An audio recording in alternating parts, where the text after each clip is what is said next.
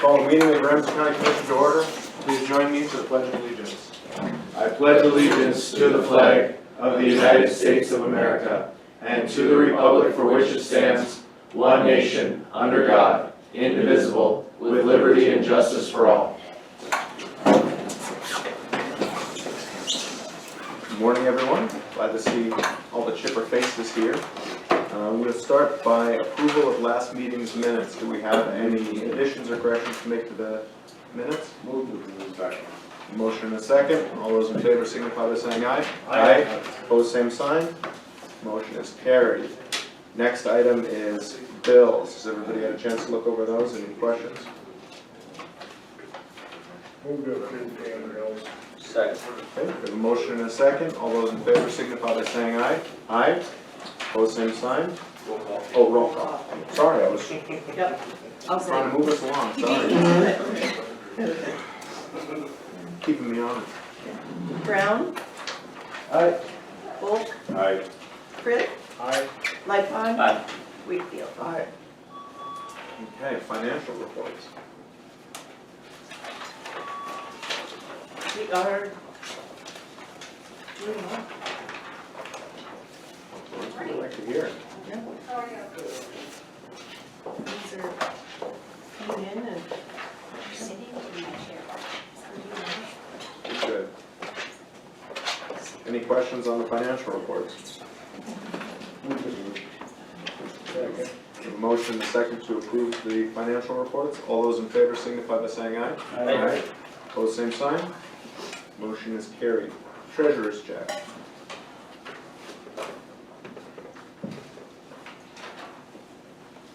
Everything right there, Candy, and then yes.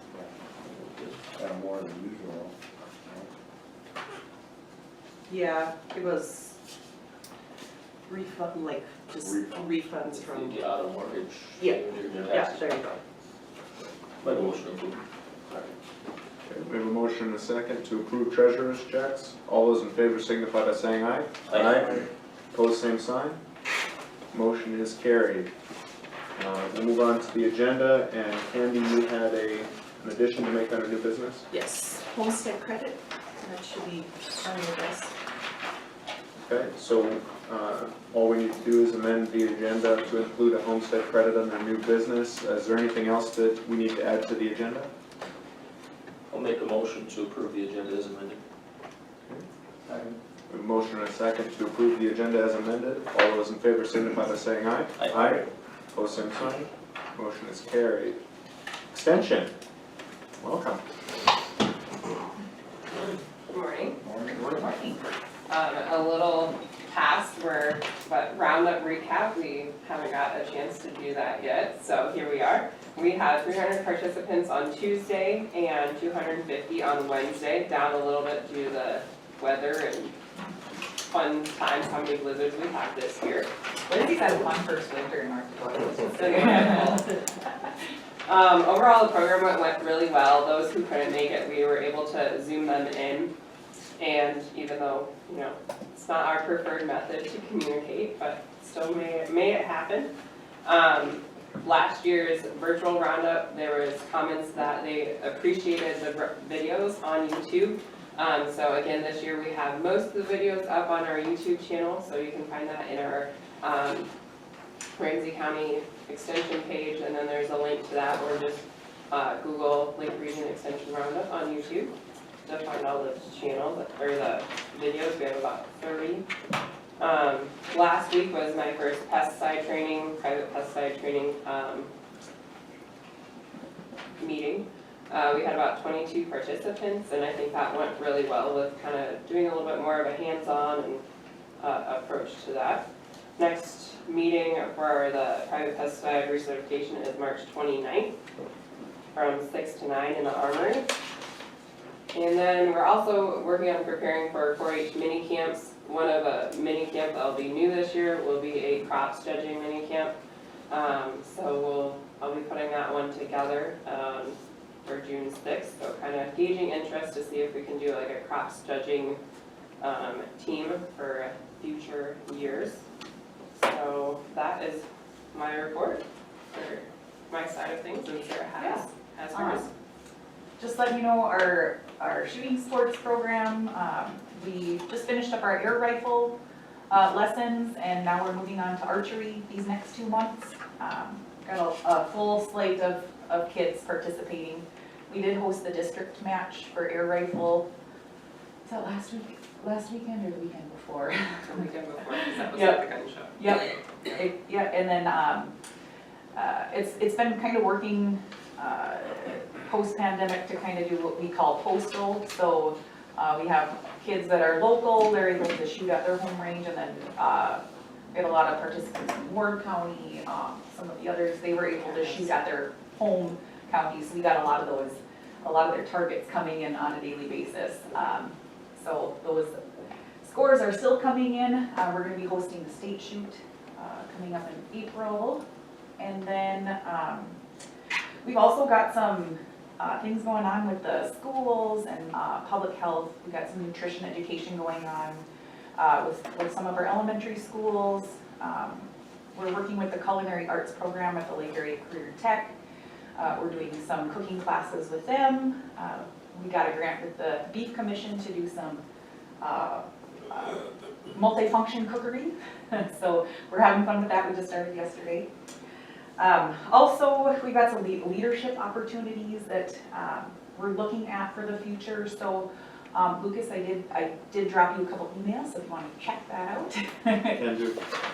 And Adam was able to come to our performance reviews last week and visit with our district director, Dina. She was here, so we gave him a good picture of what we've been up to during the past year. So if anybody has any further questions, talk to Adam. And I guess our last thing that we wanted to kind of talk about was just if you guys have approached the mill levy conversation, just to see if that's going to be on the next ballot, or we just kind of wanted to know, to get our advisory council prepared. And Does your advisory council have a preference? well, we actually did meet last week on Thursday, and we just, kind of gave them a background about it. They're rearing to go, so I mean, they're, whatever. They, I guess they would prefer not to go up against roads, Yes, that's our main thing. but whatever. I think splitting the two is sensible, yeah. And in our performance reviews, I'm just talking with Dina too, she said that was kind of one of their thoughts of the whole system is they want to make sure that they split them so that they're not going up against each other essentially. Roads versus extensions. Yeah, there are some counties that are already going for this For the June. election. Do you feel prepared if it was a June election? We do have, I think it would be just to know sooner, so we can get the loop from NDSU, because they're sending things out. So as long as we're getting into the loop pretty quickly, I think you've been through one, so. Candy, last time we did this was 10 years ago, is that correct? I think so. Correct. I think that's what Yeah. it says, yeah. And this mill levy is to maintain extension, we're not asking for more, it's just maintaining the mills. Maintaining Got And informing the public of that will be critical. it. right? Exactly, yeah, so we wanna make sure that's worded correctly, using the word maintain. I got a question, Sarah. You know Yeah. that state shoot that you're doing, where you guys hold that at? down in our usual shooting area downstairs. And I believe that'll be, is that postal as well, as Cindy said? Yeah, there'll be more information about that. Oh, and fruit orders, if anyone yes. wants to finish getting some last minute fruit orders, they're due on Thursday, so if you want some fruit, come on up to our office and we'll get that in order for you guys. Perfect. I guess I'll make mention performance reviews went really well. And it's always interesting seeing all the things that the extension office does every year. And I got to go to pesticide training with Lindsay for the first one, and we got to learn about bugs. I've never got to learn about bugs at pesticide training before, so it was actually kind of fun. I get to learn something new. It was pretty informative, so it's a good time. Good. I'm sure you'll know when you're gonna be on the ballot in very short order. Okay. But if your preference is June, then I'd say probably plan that you'll be on the ballot in June, would be my guess. We're gonna talk about it. Yeah, we'll talk about it, but that would be my guess, is that if that's your preference, then that's probably the way it'll go. So, I mean, there's, what, 2 years to be over, so, sooner you get going, the better. yeah, it's very. Okay, is there anything else for extension? Any questions? Anything else from you ladies? We hit everything. Okay, Thank you very perfect, much. thank you so much. Appreciate it. Kevin? Okay, first thing, Johnson Electric has finished putting that new electrical panel on Webster. The invoice was the same amount as their bid was, it's $2,600. I need a motion to pay that. Move to it. Second. We have a motion and a second to pay Johnson Electric $2,600. Roll call, please. Britt, Aye. Lightfon. Aye. Volk, Aye. Brown, Aye. Wakefield. Aye. Okay, and then this is the time of year we usually set the rates for the blading contracts and the hourly rates for the motor graders. Last year, our summer contracts were $290 a mile and $135 an hour for government work. And I included a spreadsheet for it for what our actual costs were and projected costs.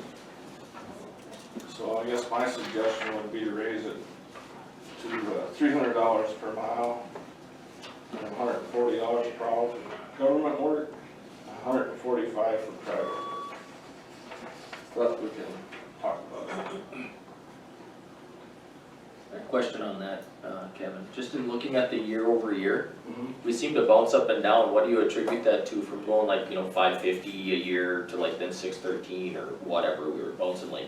Is it just because of fuel costs or things like For that? 1 year, we actually, because of the weather, we missed the blading, so there was only 5 bladings instead of 6. So that really hiked that 1 year, but I suppose the other year it was expensive, it was one that we had got that really good fall, and we probably got a 7th on some of them. then, too. yeah, exactly, we don't stop either, so yeah, you're right. Okay, that's kind of what I was thinking, but I just wanted to double check on it. Fuel does have a big Yeah, fuel has a impact, big but, impact, too. so you can factor the fuel costs into Okay. the wages and insurance and that type of stuff is pretty steady. Utilities go up once in a while, but, And this is for 6 bladings. right, well, this is actual, oh, yeah, right, the contract part, yes, it is for 6 blades. $300 for 6, that is what we're looking at, possibly. And if they wanna do more, they can contract for more.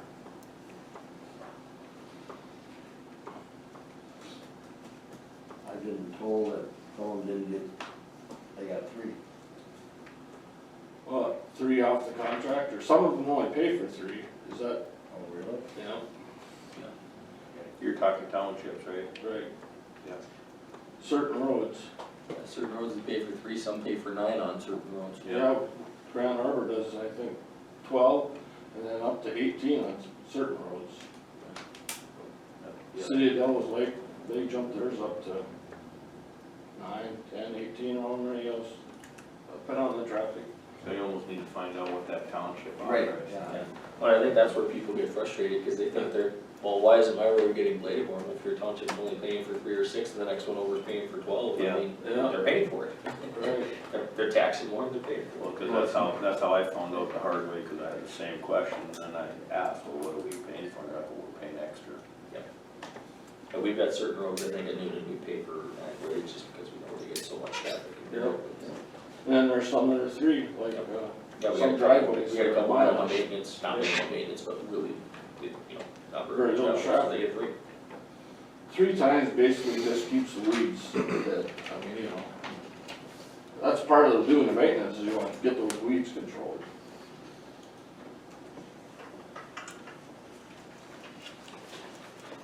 So yeah, if you have questions on that, I can show you the maps and then if there's a problem, we can work on the problem. I'll relay that along, I'll find out how many ladies are signed up for that particular road. Sure. Do we have any other thoughts on the proposed cost increase?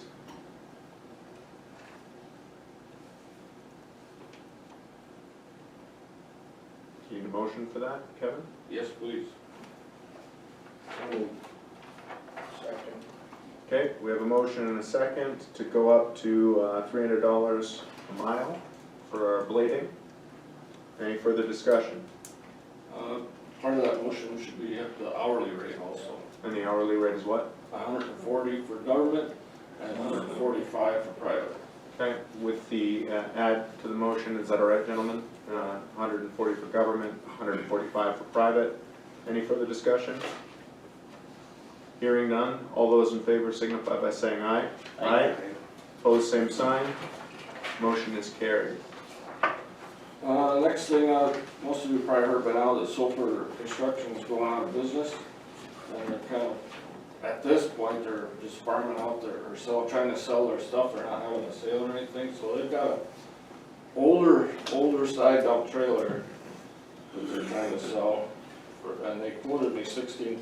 I could probably get it for 15,000. But it's one thing that we don't have that we could probably use. You know, probably wouldn't get used a lot, but this is a small dollar ticket item too. So, 2 axle? pardon me, 2 axle? 3 axles. 3 axle. It is a manual. You know how you shut that gear to tip it one way or the other? That's manual. So that's, you know, not a big deal to get out and move that. You don't know what year it is? No, it's old. I did look at it. It's in, the tires are spare, but other than that, it's like it's in pretty good shape. So if I didn't use a side dump a whole heck of a lot since they were graveling most of the time, they're using climbing, Right. so, When we're tearing out bridges, we're loading debris. yeah. It would work good for that. We usually have to put it on a end dump and then the tailgate has to be down and it's just a pain. We get it done, but I could see where it would be useful. And those things hold value forever. It doesn't matter, they'd be 50 years old, they're A still. new so- one's probably what, 200 grand?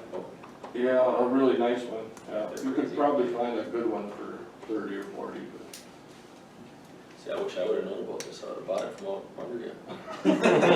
So I wouldn't mind having one. We can delay this for the next. Going over to Silver's right now. I think the price is right, to be quite honest with you. So they won't sit on that very long. We borrow it, right? I'll rent it back to you, don't worry. I'll make a motion, we go ahead and allow Kevin to spend up to $16,000 to buy it. Okay, we have a motion and a second. All those in favor signify by saying aye. Aye. Opposed, same sign. Motion is carried. Okay, and then also this is the time of year we advertise for bids for our gravel projects, chip seal project, hot mix overlays, and road oil, so I'd just like a motion to go ahead and advertise for those. So move. Right. Motion and a second. All in favor signify by saying aye. Aye. Opposed, same sign. Motion is carried.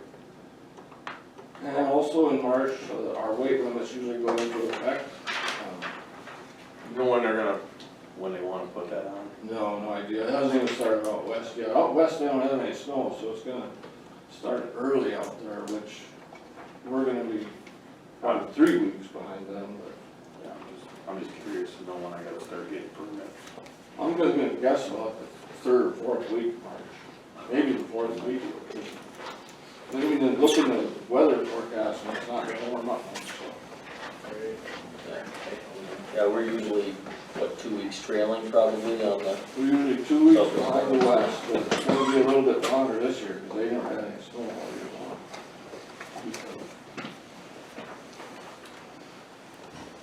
So just looking for a motion to put those into effect at the same time that the state puts theirs into effect. So moved. Second. We have a motion and a second to put load limits on when the state determines that it's the right time. All those in favor signify by saying aye. Aye. Opposed, same sign. Motion is carried. And also, every year we send a letter to the North Dakota Highway Patrol asking for their help in enforcing the weight limits. And we send the map along with it. I think I might have sent the map with you guys too. Anyway, should have a motion to go ahead and send that letter. Motion to go ahead and send a letter and allow chairman to sign it. Okay, we have a motion. Do we have a second? Second. Okay, we have a motion and a second to send a letter to the North Dakota Highway Department to help with enforcing of our weight limits. All those in favor signify by saying aye. Aye. All opposed? You're talking this map right here, right? Yep, that will be the spring limit, spring load limits. Mark, are we saying it last year, all of them? Yes. Yeah, 8, 10 on all the door builds and 7 up to Hamden.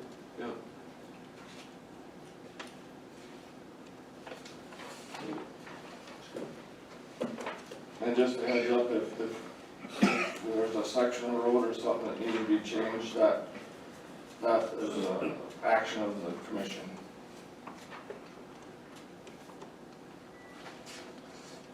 Okay, that approach, we talked about approach on Military Road for that new cell tower that's going in. And he did get the approach moved 150 feet further west. So I guess, in my opinion, that'll work now there. So I guess, you guys, I don't know if we need to pull it. So they taking the other approach out or just adding one? They're adding one, yes. And it's gonna be not very tall. So they're putting the culverts and everything? They're putting all, it's up to them to build it, put the culverts in and everything. How far? Who goes out and makes sure that they're doing it correctly? How far is the next approach away? It's about 175 feet, which is pretty close, I'll say that. But both those approaches are low profiles. It's not like he'd be launched, you know, they're this tall, maybe. I just wanna make sure they put a culvert in it so it doesn't hold water. Yeah, it's right in the bottom of the ditch, this new one, so Yeah, I already mentioned that too. And so they don't, there'll be complaints. Yeah. That'll be right in the permit that they have to install them. But I just wanna make sure someone's going out there verifying it, cause they don't, they try to sneak, everybody tries to sneak things through usually. Yeah. And it'll have the paper trail too, the actual permit, so. Part of the permit says if it's not done right, the county will do it and bill them. That's right in the permit.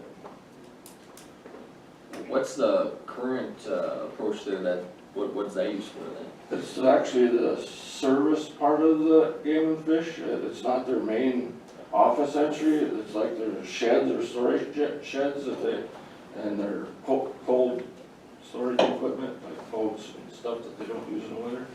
They use that approach to get into there. And the new one's gonna go into the AT&T tower, correct? AT&T, yeah. So it's not gonna be used up ton, basically. No, that's why it'll be a lot lower profile. They'll dive in every once in a while, to make sure everything's running right together. I doubt that they'll probably only move the snow off it when they need to get in there for something, that type of thing. No, we don't have a problem with it, I guess it sounds fine to me. I'll make a motion to approve the permit. Second. We have a motion and a second to approve the permit for a new cell tower access point off of Military Road. Any further discussion? Hearing none, all those in favor signify by saying aye. Aye. Opposed, same sign. Motion is carried.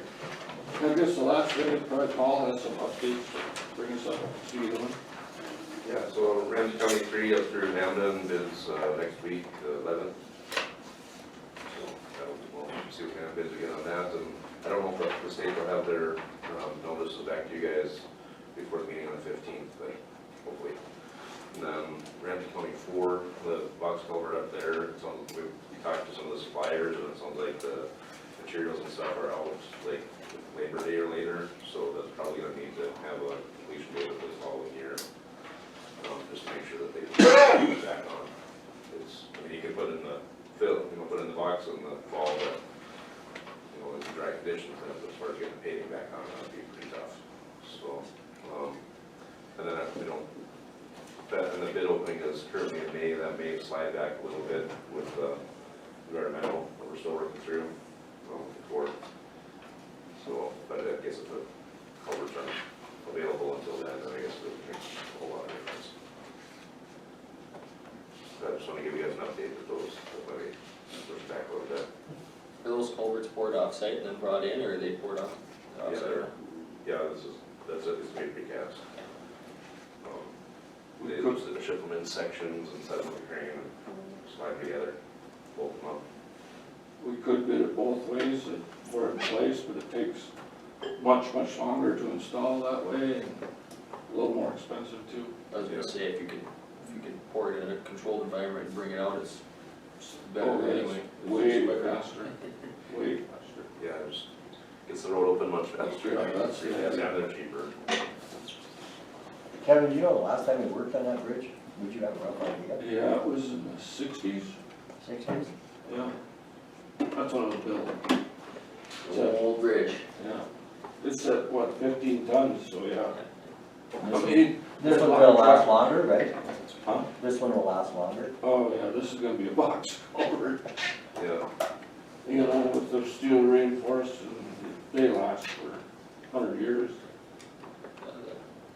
Yeah, the old bridge still has like railroad tie style head walls on it and stuff. It's an old bad bridge. It's time for it to go. well, it'll save some money over the long run too with inspections only every 4 years instead of. Yeah, because it's 15 tons, you know, it's a certain ton limit, then they have to be inspected more often. Did we get everything squared around in Hamden? Yeah, that is next week. Everything's good? Hopefully, well, assuming the prices come in good. Pardon me? Assuming the bid prices come in good, that's the only, We'll know how good it really is. yeah. You anticipate a lot of bidders? Are they out looking for work or not? A lot of line holders. Like, On the asphalt usual side. players are looking at it. On the asphalt side, it's not, you still can find contractors. That's part of the problem with the concrete. Everybody is looking for box culverts right now. State handed out some money, right? Yeah. Every state got Well, some. then it just seems like it's the way to go. The state handed out money too. Yeah. Yeah, well, there's only 2, maybe 3 suppliers of those precast box culverts to Forterra, from Bismarck, and then Hancock out of, where were they, Minnesota. That's the thing, is that Minnesota's bidding them, and South Dakota's bidding them, and you know, that type of thing. Yeah. I demand. We're in the wrong business. Right now, yeah. Should be able to precast concrete. Okay, was there anything else? Nope, that's all I have. 2 projects going. Perfect, thank you so much. Mr. State's Attorney. Morning. You want me to move over there, or am I good? No, you're fine. We did interviews for our open positions. We had 3 qualified applicants who interviewed for the legal assistant position. 2 had legal backgrounds, done their reference checks, talked to everybody. All of them are highly recommended. I'd like to go ahead and make an offer letter to Nancy Watt. Currently works with child support, so I'm looking for approval on that. And then I would be offering at the minimum salary we talked about. And then I'd also need some direction on the assistant state's attorney. We had 1 applicant. He is a law student, so he's not technically licensed. He does come very highly recommended though. He got a personal letter of recommendation from the Grand Forks County State's Attorney. That's a bigger office, so that's a little bit harder to come by. He has a good academic record. Standard practice would be to offer him a kind of temporary or contingent offer, hire him as an intern until he passes the bar exam, which would be at the end of July is when we take that. I think it's a good ad. I think we should go for it, but I want to see what you all think. Did you interview him? I did. We interviewed him. He's a strong candidate. He's Canadian, so he's used to the cold weather. He's friendly. Go ahead. Gonna warm up. UND law? UND Law is in the top 25% of his class. He has a lot of civil experience. He actually got hired on in Grand Forks with the Grand Forks County State's Attorney's Office to do their road manual, and they liked it so much that they hired him again to do criminal stuff after the fact. So that's really appealing to me, that not only did he get the job once, he got the job twice. So, and he's, you know, he's super familiar with the civil portfolio. He's really interested in practicing in a rural practice. And Said to graduate in May. yep, so he'll graduate in May, bar exam this summer, and then his start date would roughly be August sometime, on a kind of a contingent basis until he passes. Usually they find out around Labor Day. So we'd have to gut it out a little bit longer, but I think he'd be a good fit in the office. Did you give us a name? Nicholas DeQuisto, Come again? DACQUISTO.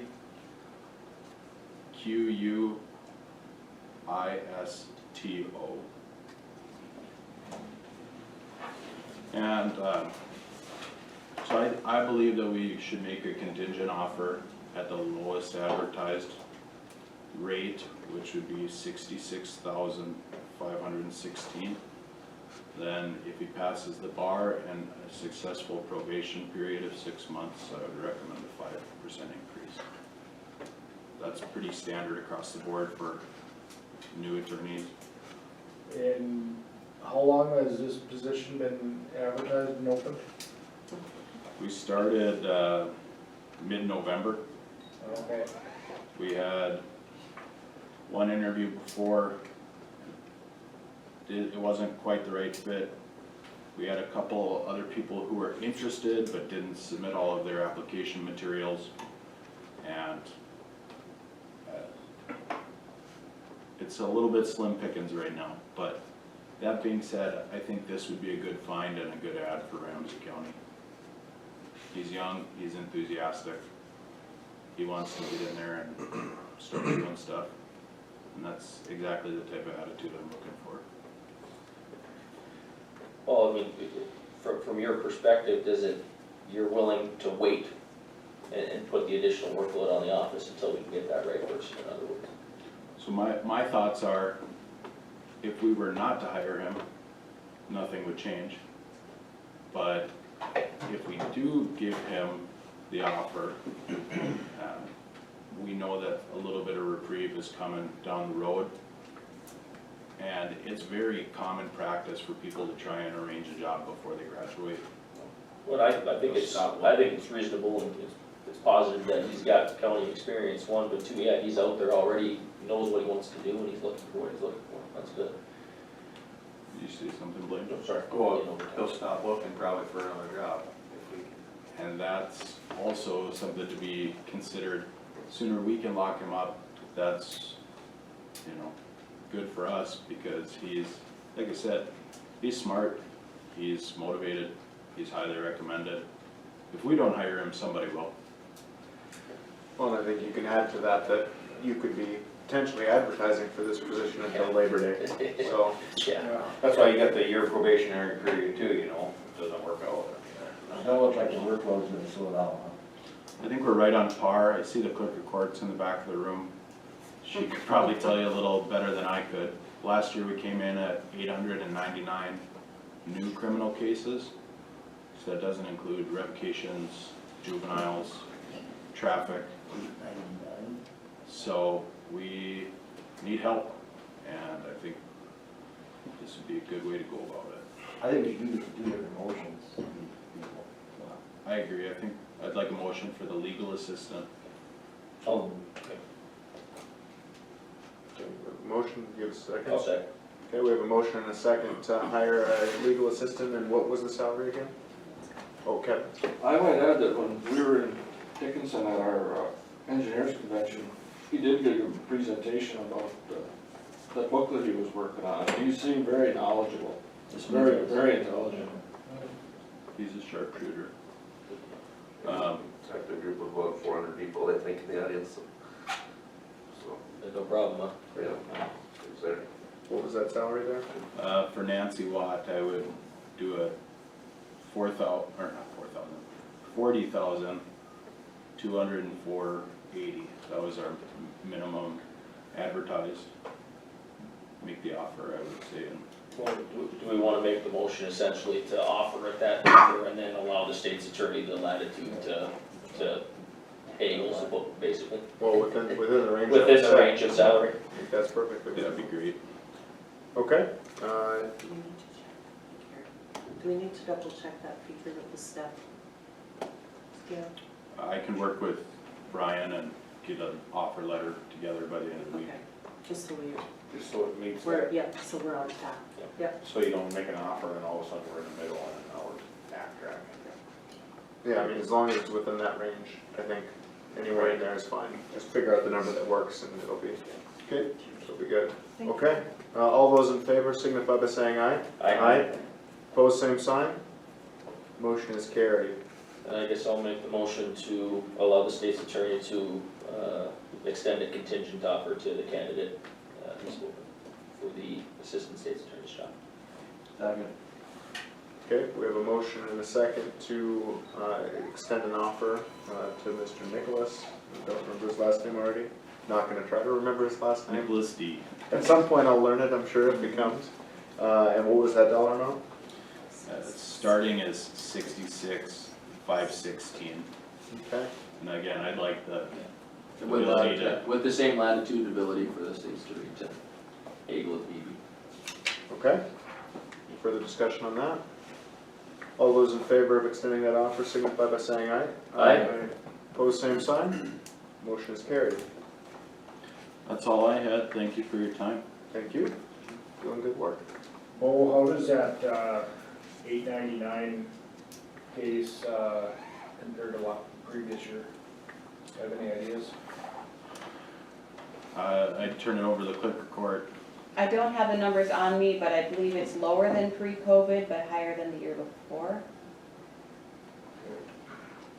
That being said, the number is kind of a nebulous number because the types of crimes are a little more sophisticated. I think And that's some what it is. cases have 1 count and some have 5 counts, so they're not all one charge. Right. So 899 charge could mean that there's 899 cases okay, okay. means well over, It well could mean over, 5,000 charges. well over, you know. Roughly, Well over what portion of those are frequent flyers? Probably a third or more. I mean, I figure so, or else we'd all have a criminal record with that many cases a year. But 900 cases could mean, like you said, if there's 4 charges per case, could be 3,600 charges or something like that. 2,000 wouldn't, Yeah, 2,000 would be surprising because most of them are multiples. most of them are ones and twos. Once and twos. Yeah, ones and twos is about right. You know, it's kind of ironic when you sit here and do this today, but, you know, we got the state take over our social service funding in this county and every other county in North Dakota. And then we got this bombshell here in Ramsey County now. I mean, it's just expensive, you know. Well, and the way it all, 2 or 3 years ago, we never thought we would cap our 60 mil. You know, we thought we were pretty safe at what, 45, 60 mil, where we at. We thought we were in good shape once we got the social service funding taken over. Now it's just like, oh, okay. We don't get road mill levies passed and all that kind of stuff. It's gonna get really interesting in a few years. I think we need to get our ducks in a row for the next legislative session and get some help for some of these counties that are getting whacked like this. You know, we'll probably get 8 or 10 in the state that are getting hit like this, and we need help, financial. Because it's not stopping, obviously. It's not stopping. Yeah, we're going on a 4-year, 5-year spree. Along of it increasing. I have 2 thoughts on it. So number one, the crime is still happening whether we enforce it or not, so I'd rather enforce it. And I think law enforcement would agree with me. It's better to be aggressive on it than Absolutely, yeah. to look the other way. No, I'm not telling you to slow down, no, not at all, no. And I guess the second thought would be, we are trying to be as, good stewards as we can with our resources. So we're not trying to bring bunk charges, things like that, so. No, I don't doubt your job. And anything you can do with the legislature would be great. Yeah. Yeah, it's just, the hardest part is that it's sort of a vicious cycle, right? You know, you have more arrests, so we need more deputies, we need newer squad cars, we need all kinds of stuff, and then, you know, you've got a higher caseload, so we need more people in the state's attorney's office, and then we need more beds at the jail because more people have been convicted of something, and around it goes, and each step of that process costs the county a fortune. Cost the state too, the clerk of court's office is busier and they need more help, and juvenile court, and it's just it's a vicious cycle, and yeah, we gotta figure out something, but. Something we really have to work on our legislators. I think it's probably. Look at it, see what they can do. Also worth noting, per capita, Devils Lake, Ramsey County, where we tend to be on the higher end of crime per capita, and we have been for 30, 35 years. That's nothing new. So, I mean, I really applaud our local law enforcement for getting out there and getting after it, because they've been really great partners to work with, so. Any other questions for Bo? Thank you. Thank you. Well, then we'll move on to unfinished business and ARPA discussion. Last meeting, we left it off sort of making a decision on whether to continue to move forward with the ARPA committee until Commissioner Volk was here, and I see that Commissioner Volk is here, so we should probably have that discussion now. Do we have any thoughts or problems with allowing the ARPA committee to decide, well, not decide, but to make recommendations on proposals that they solicit and bring those recommendations to the county, or do we not feel that that has value? I think is sort of the pertinent question. I guess I have a question for Commissioner Wolf. Do you have any questions? Because you were, any questions about how the committee's functioning, or the thought that we were looking at maybe a 50-50 split of the dollars, half would be used by the county, half would be pushed out to the community and things like that? Well, I think we talked about that 50-50, I don't know. We were kinda all on the same page there before. It's just, where does it go? What are we gonna spend it on, And I think we're all kinda in the same situation, sitting here, it's like, to try to make the right decision on where this money's gonna go. Well, I think that was the idea behind empowering the committee. It's just the only thing that has changed is that guidance came out and those funds can now be spent on most anything you want.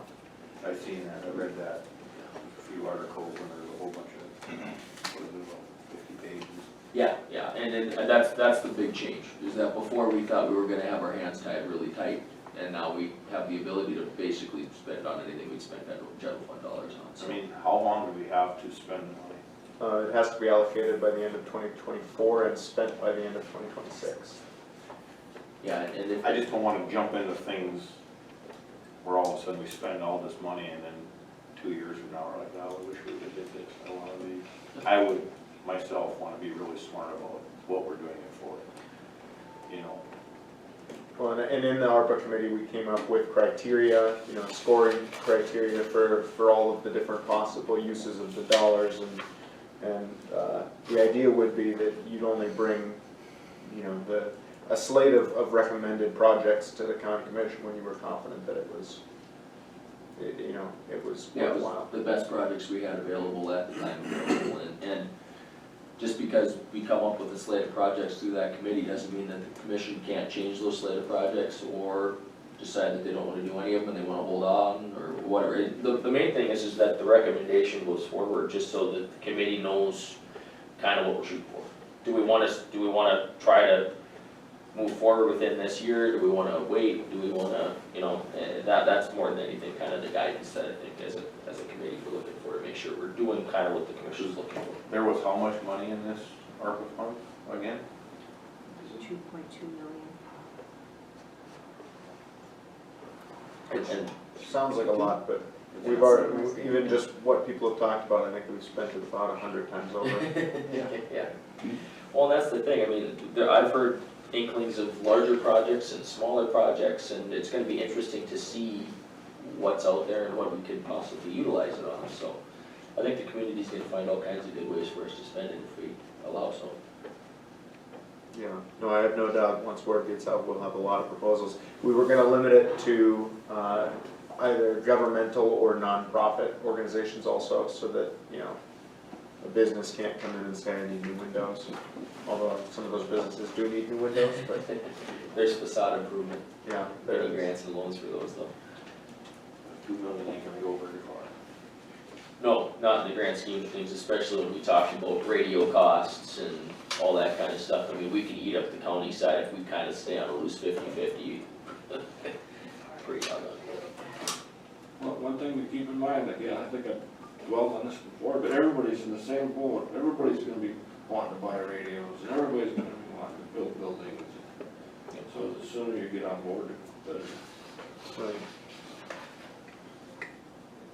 Well, and I think we're not the only entity that's gonna have ARPA money to spend. Yeah. Every county in Dakota does. Well, it's not even the county, the city, Cities, the some schools, townships got the some. townships, it's, Do it right, make sure you do it right. and if we're not careful, you know, for instance, we don't want a township coming in here thinking they need some of the money when they got a pile of money. I mean, Well, I've had if we're questions. not careful with it, we could really get ourselves in a bind, I think, with the public. Well, yeah, and I've had questions from some township officers about, you know, did they receive anything? And I told, you know, and told them about that the state pushed out some. It's not a lot, but it's probably gonna end up being, what, about $10,000 a township? It's 5208 a township and then $182 a road mile. So it's gonna end up being probably 10 grand a township in that range. So it's not a lot, but it's not nothing. But I mean, Better than I'm they sure, have. it's better than what they have, but I'm sure if you ask the township officers, they'd say we'd love to have another $10,000 or $20,000 check for gravel, you know, so and all of a sudden, we've got, what, 36 townships or something like that? 20 grand, $720,000, I mean, it's gone. I mean, so, there's gonna be unlimited uses for it, and unlimited asks for it, so we have, like you said, we just have to be wise about how we go about spending it, and try to get the best bang for our buck. Sorry, I'm gonna go to the sheriff first, are you sure? Okay, go ahead. Sorry if I'm slow on the uptake here, but did you set priorities as to, you know, what areas you'd like to see it go towards first, or is that what the discussion of this committee is gonna be? So the committee put together a scoring criteria, and we had 4 parameters, and it was, you know, number of individuals that the project would benefit in the community or could potentially stand to benefit. It was length of benefit, right? So it was how long of a lasting power does this have? It was, one was just qualitative, and now I can't remember the 4th one. Match dollars. Match Oh, dollars. yeah, and if they could provide match dollars, that got a higher. Because we could use our dollars here as a match, so if they can find more grant dollars and try to stretch those dollars is kind of what we're hoping to shoot for, to really get people out there shaking the bushes and try to get some additional dollars. Those were our criteria, and that would sort of define sort of the priority for what gets recommended. Sure, so, just an example, so it's not like we're gonna handle facilities first and infrastructure second, there's nothing like that in place? No, Okay. And the idea would be, what happens if you get an incredibly compelling project that doesn't fit within those parameters, you know? We wanted to leave ourselves the flexibility with sort of the general sense of where we were gonna go. So, yeah, and the county side of things, you know, if we're saying to lose 50-50, it's 1.1 million, well, between generator, radios, some simple upgrades to the courthouse, we talked about, you know, bathrooms and things like that. It's The fair. one's gone at that point, so. Alright, that's all I had, thank you. Sheriff? So if you wanted to buy something fun. What was the initial reason for the money being sent out in the first place? Why did the state grant this money? What was their, Federal. was that, This is federal. or federal, okay. Cool. What was their goal of why economic impact, I don't know. assisting or Yeah, what? yeah, if you find out, let us know. Nobody knows? Okay, well, I was curious. Responding. The concept was basically just supposed to be COVID relief dollars Exactly.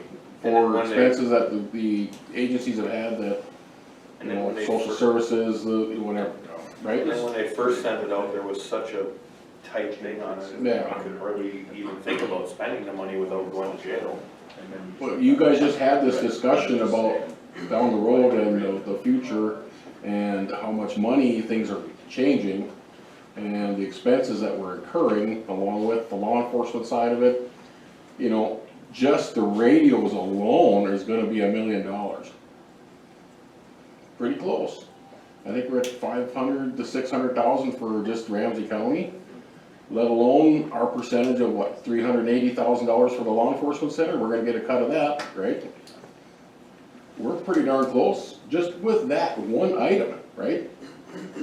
And we aren't even talking about the rest of the things that, so I think we should rethink that and just kinda keep more of it towards the county end of it at this point, until we know what's coming down the road before we start, you know, that money's meant to help us, right? The governmental agencies. The city of Devils Lake got some money, correct? And the townships are getting some, you know, I get that, but we need to take care of things that we probably have neglected over the years, like the generator shed, for example.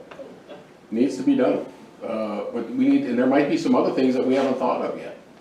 So I just wanted, you know, that's just my opinion on it, is that we need to take care of ourselves and things that have maybe been pushed off over the years because we don't have the funding or it isn't immediately needed, but we've gotten by, and I think there's a lot of them.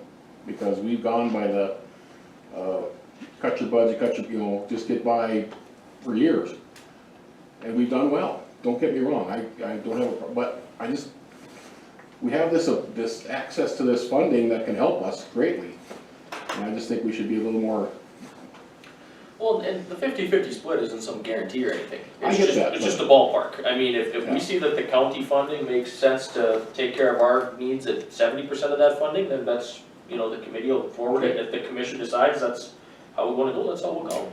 I mean, I think just anything, more than anything, it's just like, how do we determine where we wanna go with stuff? I get It's it. kind of a question. No, that's just my own opinion. I value it. And I think everybody up here recognizes that if we had $1 billion, we could find ways to spend it, right? I mean, We we'd be able could, to, yeah. we'd be able to spend all of it, so. I think if we have something in a budget, for instance, let's say something's in the budget, let's say you had $500,000 in the budget, and now all of a sudden it's coming back at $600,000.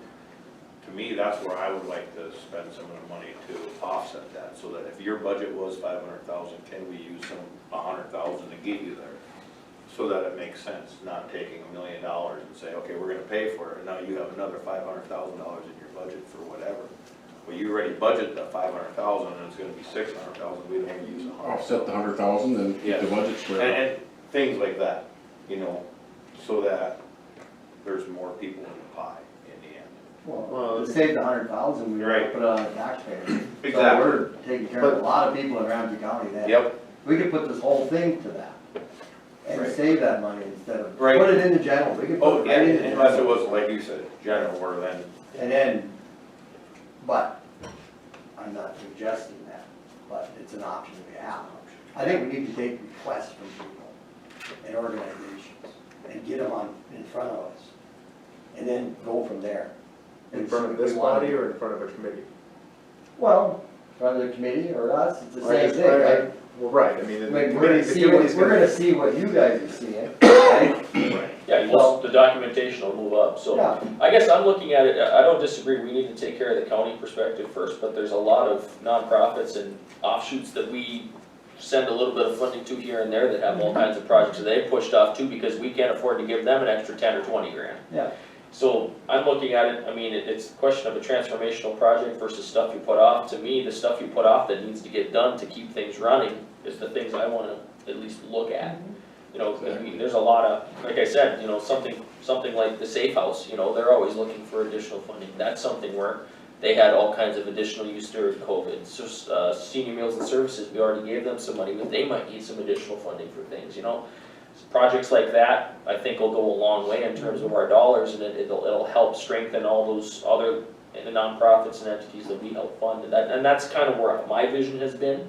But that doesn't mean that's all we're gonna see, or that's what we're gonna see at all. But I think I wanna see what kind of projects we're gonna see assess the county needs at the same time, and then kind of go from there. Well, and what would scare me the most is to put money towards operating expenses.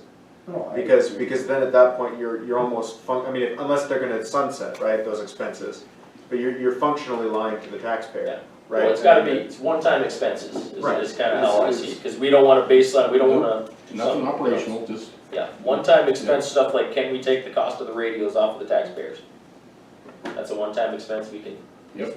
We don't Hopefully need to those do will have day-to-day a- stuff, it's the stuff, the We can bigger take part stuff. of the cost out, yes, we can do that. We can do anything we want, I guess, up here at the commission, but let's try to do it so we can pass some money around. exactly. You know, we were gonna pay for those radios anyway, the county was, off of county dollars, you know, so now we can relieve the county taxpayers of some of that burden, so we can do it that way. But, I mean, I think we need to get requests in front of us, and I think that will give us. And Well, and I think When I brought up Ward County, Request maybe. Well, at the committee level, we'll prioritize the requests off of that scoring scale. The thought process was this, we would solicit requests we would basically send a letter out to the nonprofits or anybody in the community that would hopefully possibly benefit from this.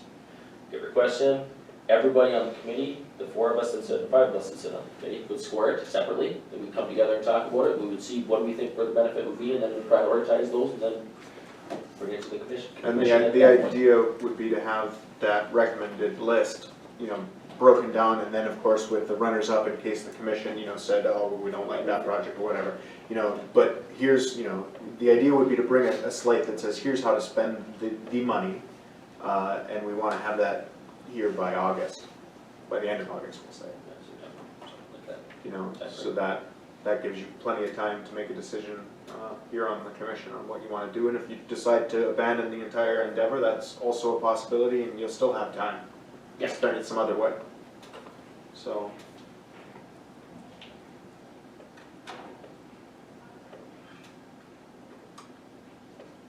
We all comfortable with that? take requests then. Just to clear my own mind up, didn't this 2.2 million come from the loss of revenue from the state? When Nick and the state got their ARPA money, and they figured their percentage for loss of revenue, is that where this came from?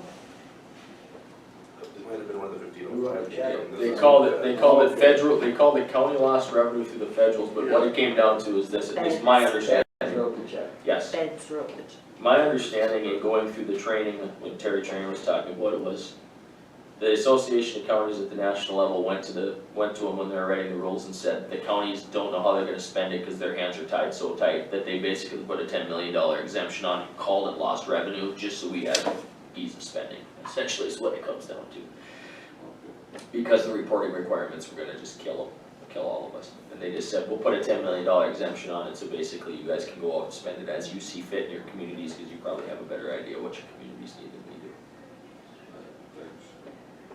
At least that's my understanding. No, the larger counties, they have more requirements over the top if they got more than that $10 million loan. And that's where it's gonna create some stress on us when they had a bind where you can only spend it on so many things. Now that it's open, it's gonna be interesting. Yes. Is there any type of restrictions, requirements that have to be followed, or do they open all that up? It's anything you can spend a general fund on. The one thing we did have a question on last time at our committee meeting was the difference between like 501c3s, 501c6s. There are some language in the final rules about that, so we have to make sure that we do things right there with the nonprofits. But when we get solicitations, we'll double check everything and double check and make sure it fits against the rules and all that, to make sure that we're only giving it to entities that are allowable. So the commission is still comfortable keeping an ARPA committee, and we can put together a meeting and work on the timeline and blasting out for proposals and see what we get? I'm game for that, because to put the ideas together, and we're still gonna make the last decision. Yeah, no money will ever get spent that's not, See everything decided that's- here. It takes no power out of the commission's hand, and it allows the commission to essentially not have to sit here and vet proposals for hours on end, Oh, yeah. basically. That's the whole purpose of it. Is the purpose of the committee. And if the commission 3 months from now sees that we've got tons of expenses from the county that we don't think we were gonna have, or whatever, or we decide that those expenses are more important than the other expenses that we see come in, we flip the percentage up and we spend more money on the county side. No, it's okay. I mean, we've talked about it, we still have to decide, you know, stuff like, we know we're gonna cover the emergency manager's radios, the sheriff's radios. We got rural fire departments out there, what kind of money they got sitting out there?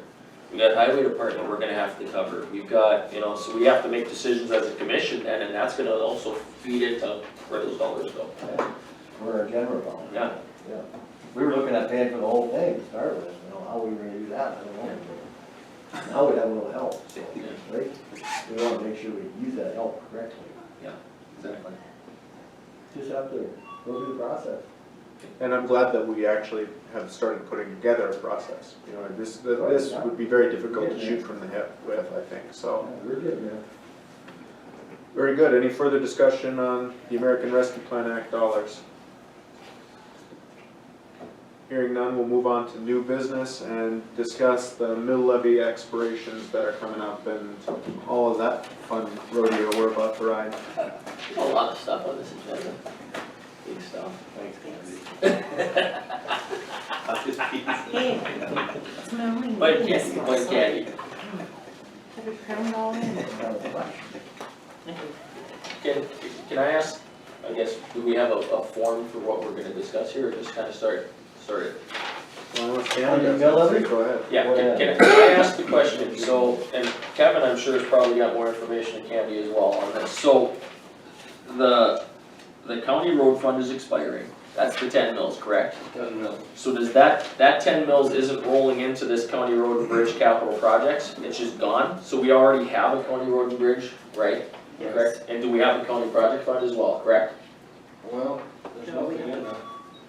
We have a capital project, but Excuse me, never- capital project, that we've 1208. we've never, Never put money we've never into it. put money in. But we have, right now, we have authority to use that or not? I think they'd like to see us have just road and bridge and Yeah. then just, So right now, we have a 10 mil road and bridge, and that's gonna stay in place, correct? well, it's only like 3 mils, but it can go up to It can 10. go up It can to- go up to 10, okay. But we have so we're capped right now at, It's less than 3 right now. well, it says 10 mils commissioner authority. That's what the law says. Okay, so we could go up to 10 if we needed to. 10 is the max. So basically, the county road one that's expiring is a 10 mil max right now, right? Yeah. Or, no, 5. Well, it would be 20. I'm just trying to figure out what we're Oh, losing when it okay. goes off versus what we currently have, because I know the whole portion of this was put together in 15 when they combined the mills, and then they had expiration of mills. So are the combined mills, because I remember sitting in, when we had our Northeast 9 meeting and Terry Trainer was explaining it, and it looked to me like, yeah, there's gonna be some mills we're gonna lose, but it looked like they're expanding some of the mills too. I was kinda confused by how he was explaining it, I guess. And that's also 6 months ago or plus, so my mind is a little, so are we just losing a straight 10 mills right now? Of possible mill Like levy? 16 roughly mils. Okay, 16. Well, we keep 3 of those, yeah, another 13, about 13. See, we voted twice, a long, long time ago, we voted, way back in the 50s and 60s, they voted to put pavement on the federal aid roads, so we get like 3 mills out of that now. okay. That's the So, highway tax. Yep. And then in 89 or whatever year it was, not too long ago, we put the 10 mills on and then we use that for chip sealing all the time. Then- So those 10 and those 3 will go away. But we've got 3 that we're using in road and bridge, but that can go to 10 according to the law. okay. Well, I'm just looking at it, so it says, yeah, so so the capital 1208 can be expanded if we need to. And the 2 road and bridge levies are expiring. So those are just expiring, those aren't what we're voting on. We're actually voting on the single now county road and bridge going from 10 to 20 then, correct? If If that's what we're looking at. Okay. Just trying to get clarity for what we're doing here. We're looking at putting the 10 mills up. he said. Yes. all the way. So they're getting rid of, so what now are we established at on that farm to market federal aid number? Cause it says levy established by ballot, is that the ballot number That's there? this. That I found. That was an 89, 98. 98. or 90. Okay, so basically, we're gonna have 10 mills expiring there and 15 mills expiring under the county road fund. So we're actually losing 15 mills then. Yeah, pretty close, yeah. And then the county road and bridge is going to be the possibility of going to 20 then. But right now, we have the authority to go to 10, but we've been doing about 3. Right. Between three and five. So then hypothetically, with the removal of those till 2, plus since we're already using 3, we're down 18 then. Because we can't backfill the 3. I think the word I used on the radio was catastrophic. That sounds correct to me.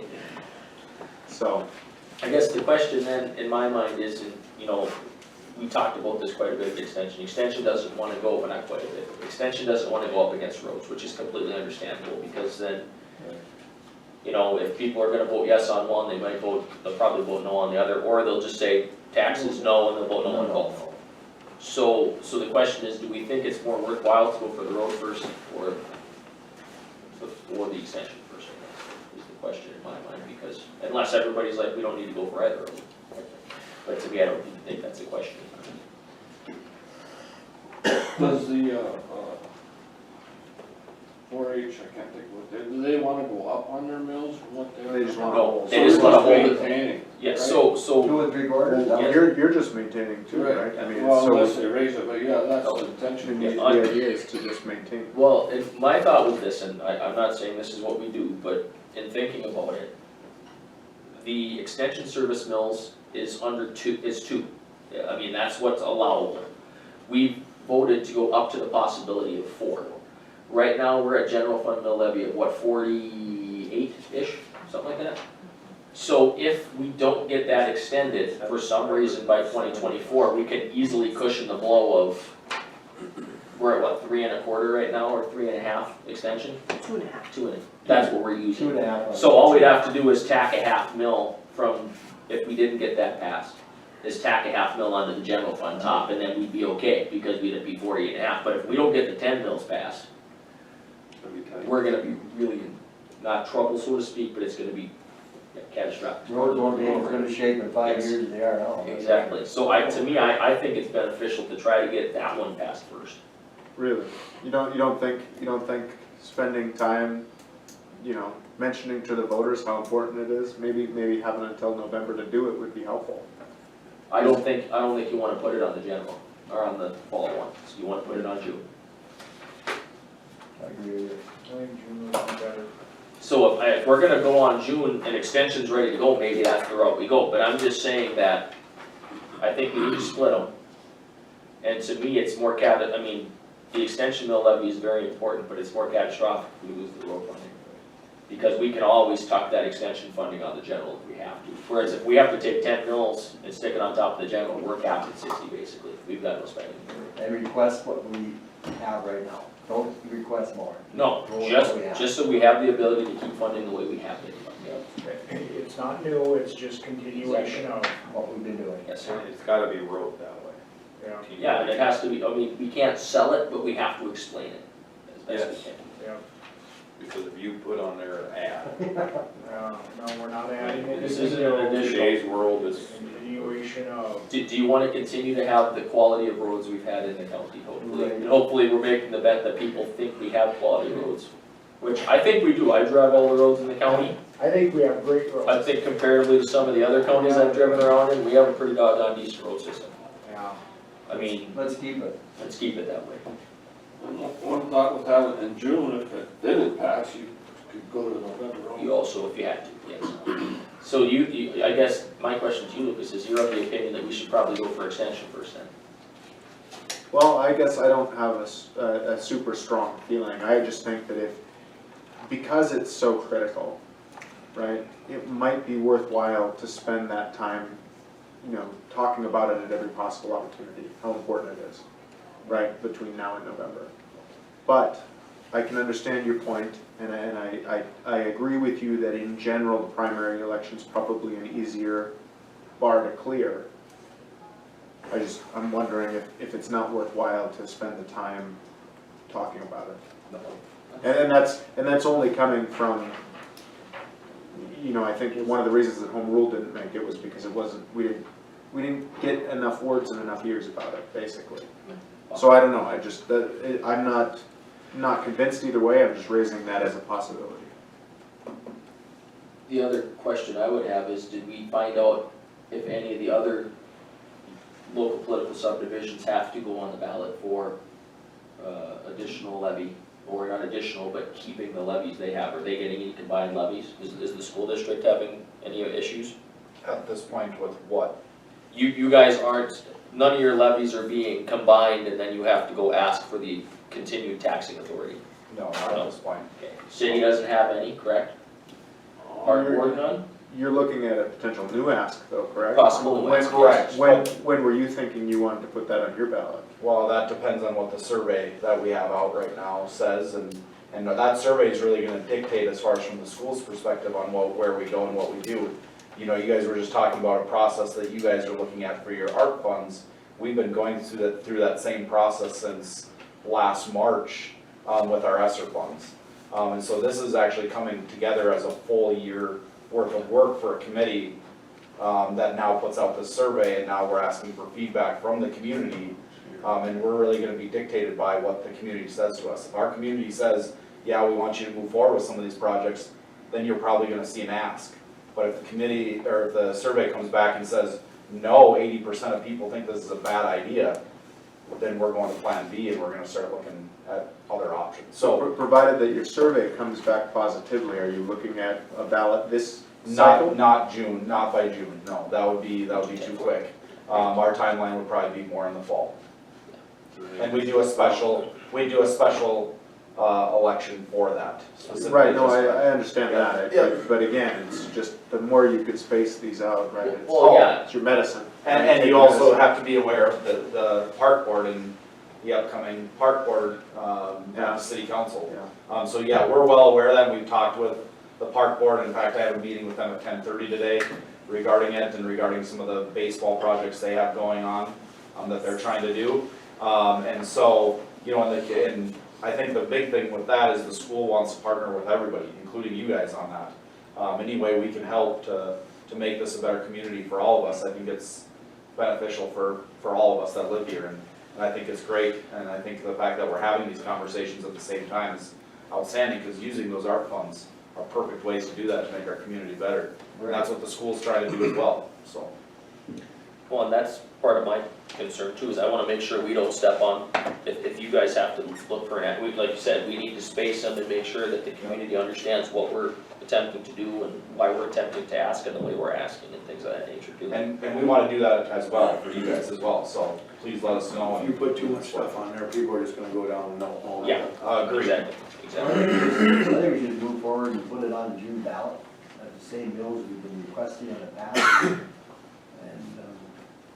Yeah, we're not asking for more, we're asking to maintain. keep it the same. You're talking just the road side of it now, No, or both of them? Extension, both. Extension, Both of them, both? both of them. Let's say one day go through, can you put it back on to? Of course. Keep it the same. Right? Well, yeah, yeah, we don't need any additional taxing authority, we just need to be able to keep operating the way we've been operating from that standpoint, yes. We're not asking for more money, we're just trying to maintain. And after the June election, we'll see where we're at. Just a thought, it may be prudent to wait until after Thursday when the school district has their meeting before deciding where to put it. No, I think Well, we should move forward now. Isn't your final like the 17th? Thursday won't be a determining factor. Thursday is just our public forum to give information about the survey, how we went through our whole process over the last year. We've discussed with Rotary, Kiwanis, we've shared it all over the place as far as our process, and many of you have already heard our process that we've gone through because it's been a year project. But again, our public forum is really to bring people in, explain the process we've gone through, answer any questions about the survey, and also give building tours of the middle school if anybody wants to walk through the middle school and see what a 1937 building looks like. And so that's kind of our opportunity to kind of give that feedback back to the community. And then our survey is done March 18th. So we actually won't have any concrete ideas as far as where we're going until March 18th. Okay, and the other thing is you've already made mention that, you know, if we're looking at putting both of these in June, then, you know, they're hopefully gonna both be out of your way by that point. Yeah, absolutely. Right, We 'cause will, if you're not gonna be ready by June, it's. we're not gonna be ready by June. And so, my concern in putting both in June is the extension, when I was visiting with them, explicitly asked that they don't wanna be on the same ballot field. Now, we have the choice, we can do whatever we wanna do. I heard that. The only thing that I, if one doesn't go through, let's say that one didn't go, at least we can put it back onto the ballot, Yeah, we could, of course. you A know? win-win for us. Or we've got the next 2024 as well, to ask again if need be. The win-win for us is that we're leaving them the same. We're not raising them, we're leaving them the same. I think they're both likely to pass. I think If know, we I can don't- explain it well enough. Yeah, I think as long as we're out there and saying, this is not new, this is maintaining, this is all the services that you've expected for the same cost, just extend us the authority to continue doing it. I think they'll both pass, and I think it's probably fine that they're both on the same ballot realistically, as long as there's not a new ask also, right? That if you know, that would be when I would say they absolutely should be on different ballots if you're asking for new things. They're gonna be the multiple new same? things. Let's put them in June. It's just a touch over 90 days. Is the park board asking in June as well? Just something to consider. Is the park board gonna be asking in June? Well, at this point, the city has not made a decision on whether to even put it on the ballot, is my understanding. Okay. Isn't that sales tax? Hopefully we make a decision today. I think you're making that a motion, right, Ed? Yes, I'll make that motion. Jeff's ready to move. I'll go ahead and second that, then they get put on as continuation of, On the June ballot. on the June ballot. Okay, we have a motion and a second. Any further discussion? Any further discussion? Hearing none, all those in favor signify by saying aye. Aye. Opposed, same sign. The motion is carried. Make sure somebody fills them up on the second floor and then we'll start working on it. Will. Just be ready to duck, I guess. No, it'll be fine. Okay, It'll work. Well, my question, not to belabor the point we're done with it, but now, the next question I think is we need to discuss how do we go out and explain to the community what we're asking for, so they're not in the dark when June rolls around. I think you named that, I like one, right? No. You'll help us out, right? You're right, I'm not running anymore, so I can go out and take bullets. Thank you, thank you. I'll go out and take the bullets, it'll be fine. Right? I think it's a pretty easy ask to just say, hey, look, I mean, Just this be is, Just leave them the same. it's been here since 1998, right? Heck, I haven't even been here for much longer than that. You gotta just, Some of us have. biggest thing is you gotta just be honest with the public. Yeah. There's nothing hidden, we're not hiding anything, it's. No, but we just have to make sure we explain it to them, and they understand it, you know. 90 some odd days, we'll have our answer. And I'll And talk, more I'll talk to Eric Arndt as often and frequently as he's willing to talk to me, and we'll get it on the radio, and we'll just explain what it is, and I think we'll be all right with this one, so. Any further discussion on mill levy expiration? Okay, then we'll move on to, discussion on compensation study. Move forward to this study, all right. Yeah, I don't know if you guys reviewed the proposal that was sent to us from Gallagher. They seem to be the only agency in the upper Midwest that does something like this, is what I'm kind of finding out. I'd reach out to other counties and ask, have you done your survey, have you done a survey, who you done it with, have you done it in-house, have you, and Gallagher's name kept coming up. And as Candy can chime in a little bit too, if she has something to add, because we sat in a call with a couple of their representatives. Of course, they're trying to sell their product, of course, and everybody's gone to the back page probably and saw what the cost is. I know the commission has talked about this quite often, having some kind of a survey done. We need to make sure we have our salaries aligned with, if it's like counties or even, some of the people in the private sector. What I'm finding, just a little bit of research I've done, I think with salaries, we're pretty close with entry-level stuff. It's a lot of our supervisors that might be a little upside down. The one thing this company does is they compare apples with apples, so they're gonna review job descriptions of the information they pull from another county, they'll compare it to our job description, and they'll make sure, as they're calculating the numbers and the matches, that we're, again, they're comparing apples to apples. Were they out of? Minneapolis, but I believe they got offices throughout the nation. And they do more than sales, they would redo all our job descriptions if we paid them to do it. They would, they'd look at pay structures and step programs, and we kind of went, believe it or not, even at that cost, it's kind of the bare bones that they would do for us, really just reviewing our salaries and then helping us through the process.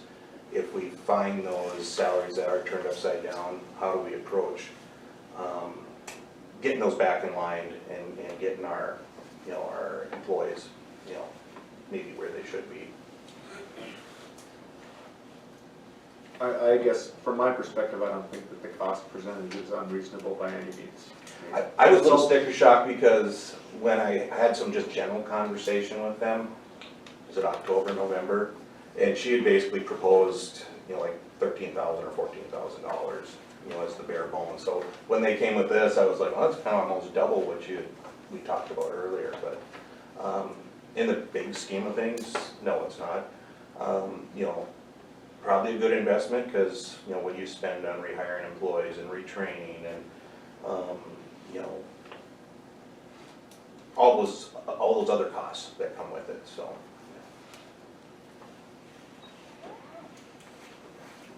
And you said you talked with other counties and their name kept coming up, positive reviews from the other counties?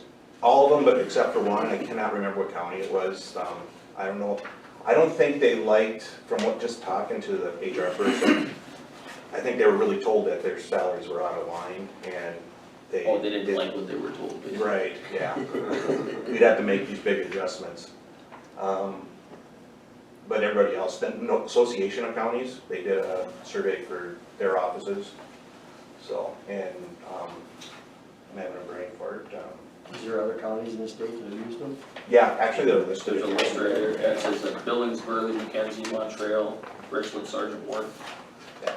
They've got familiarity at least, that's good. I think it was last week's Minot paper, after the last county commission meeting, in Ward County, they had, I think this is the outfit they were talking about, that big argument. So, I don't know. Throw it out there, I didn't read it very close. Yeah, looks like they did the survey for them. Did they? Yeah. Yeah. Well, and who knows how much that's just a shooting the messenger situation, right? I mean, just because they tell you that, it doesn't. Well, and that's the thing, I mean, if we decide to go forward, we have to know that there's a possibility that it's gonna come back and we're not gonna like the results. That's, I mean, plain and simple. But at the same point, I think it's only, You could get results back, good, bad, or beg or different. It doesn't mean that you have to go with them either. It's a study no, I agree. to see where you're at, and sometimes if the funds aren't there to do this, the other study was there so that we know where we're at, so you can plan for the future. Well, I think it's justification to the employees too, because you get questions about, am I being paid the correct amount and things of that nature, and you can point back and say, hey, we had a market survey done, and it's recent enough. Some employees are just never gonna be able to pay it. It is what it is. Well, Some people don't wanna realize that some jobs cap out and you're only gonna get a living cost. Great, that's just a lot of it. When was the last time we did one? 2013, right? Yeah. It was before I got on commission, because we haven't had one since. I think right when I got on, the first year we budgeted, it was fairly. Who did we use? You know?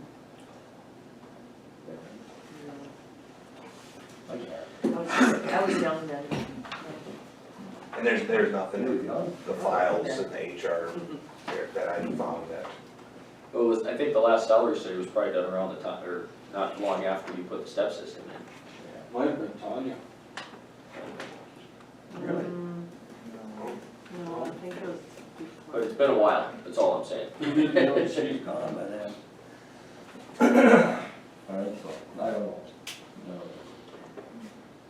All I'm saying is, I've been on for 7 years now, and I don't recall us ever doing it in that 7 years, and that probably means it's time. It's just a matter of, are we willing to Want to table it? pay the cost? Give it some thought? Is that a motion? That's a motion. Okay, we have a motion to table it, we have a second? Second. Okay, it's tabled, yes. one thing I would, you wanna table it, and of course, that's good, wanna talk about or think about it, is if we can, I mean, we got a budget, if we're gonna use these salaries for next, for the next year, this survey, they say is gonna take 4 to 6 months. So we table it, and it's gonna push that end result out a little bit further too, so. Yeah, I think we have a good track record of longevity within our employees.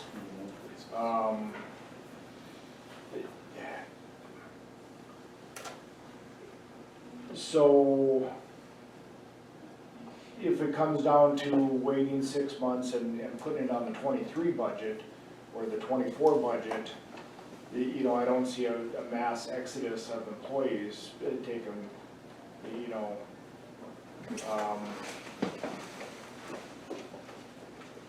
yeah.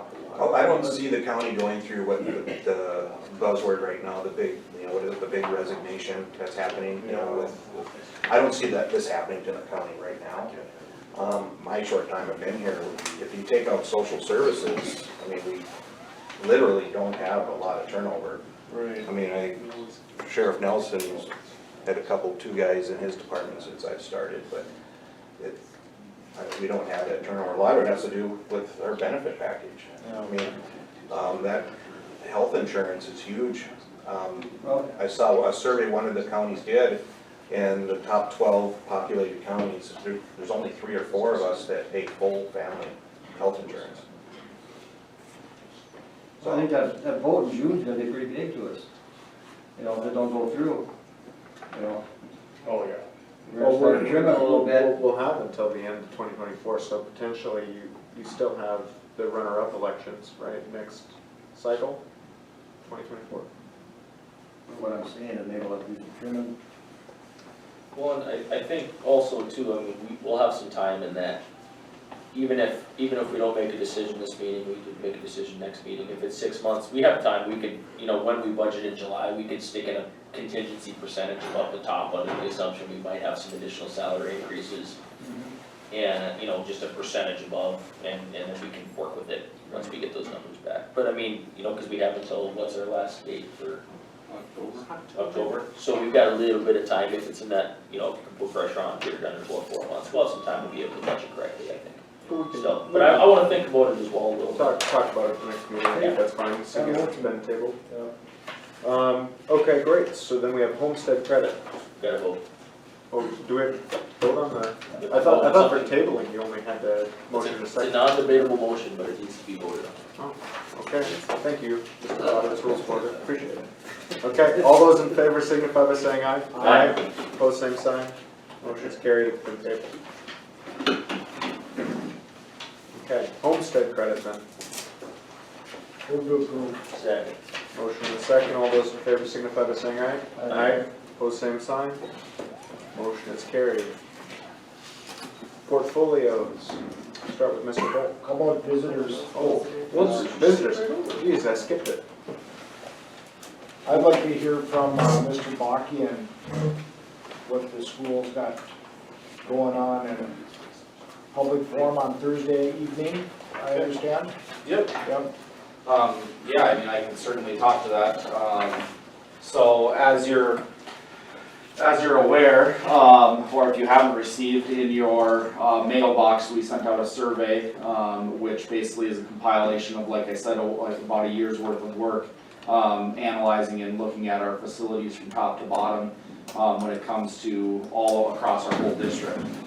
We haven't had a long-range facility plan since 2002, and so we started going through that process starting in March, where we brought in architects and engineers to start analyzing our structures and our buildings and our facilities, again, from top to bottom.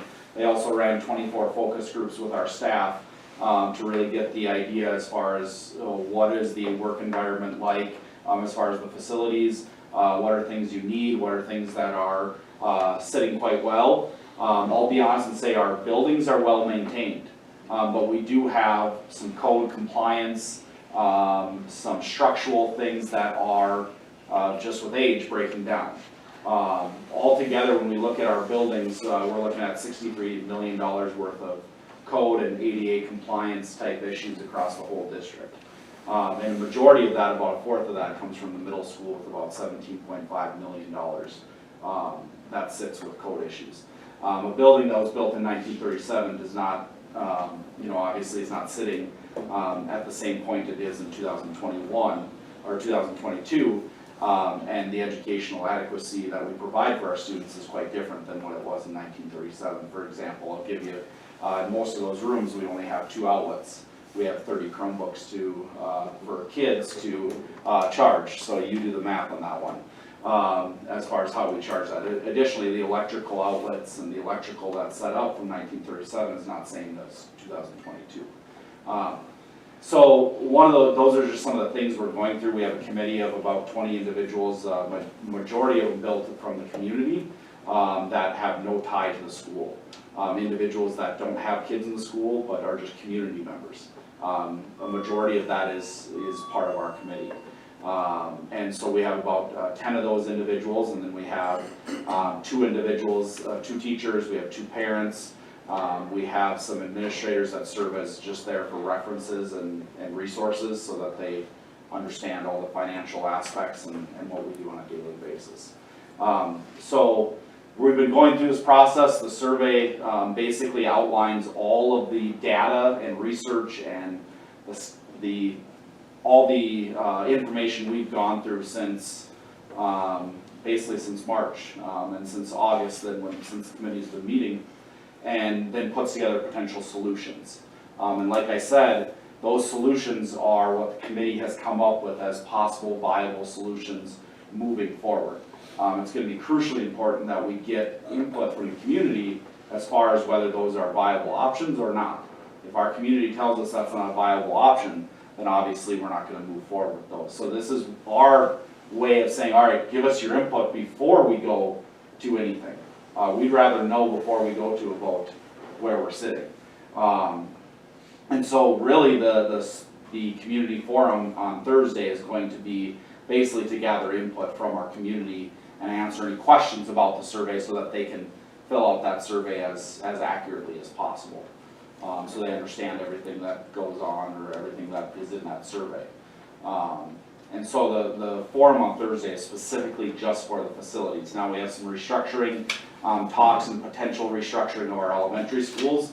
That's a different public forum. We're going to actually have 2 public forums for that to gather input from our parents and community members about that possibility. And those ones are March 16th and March 21st.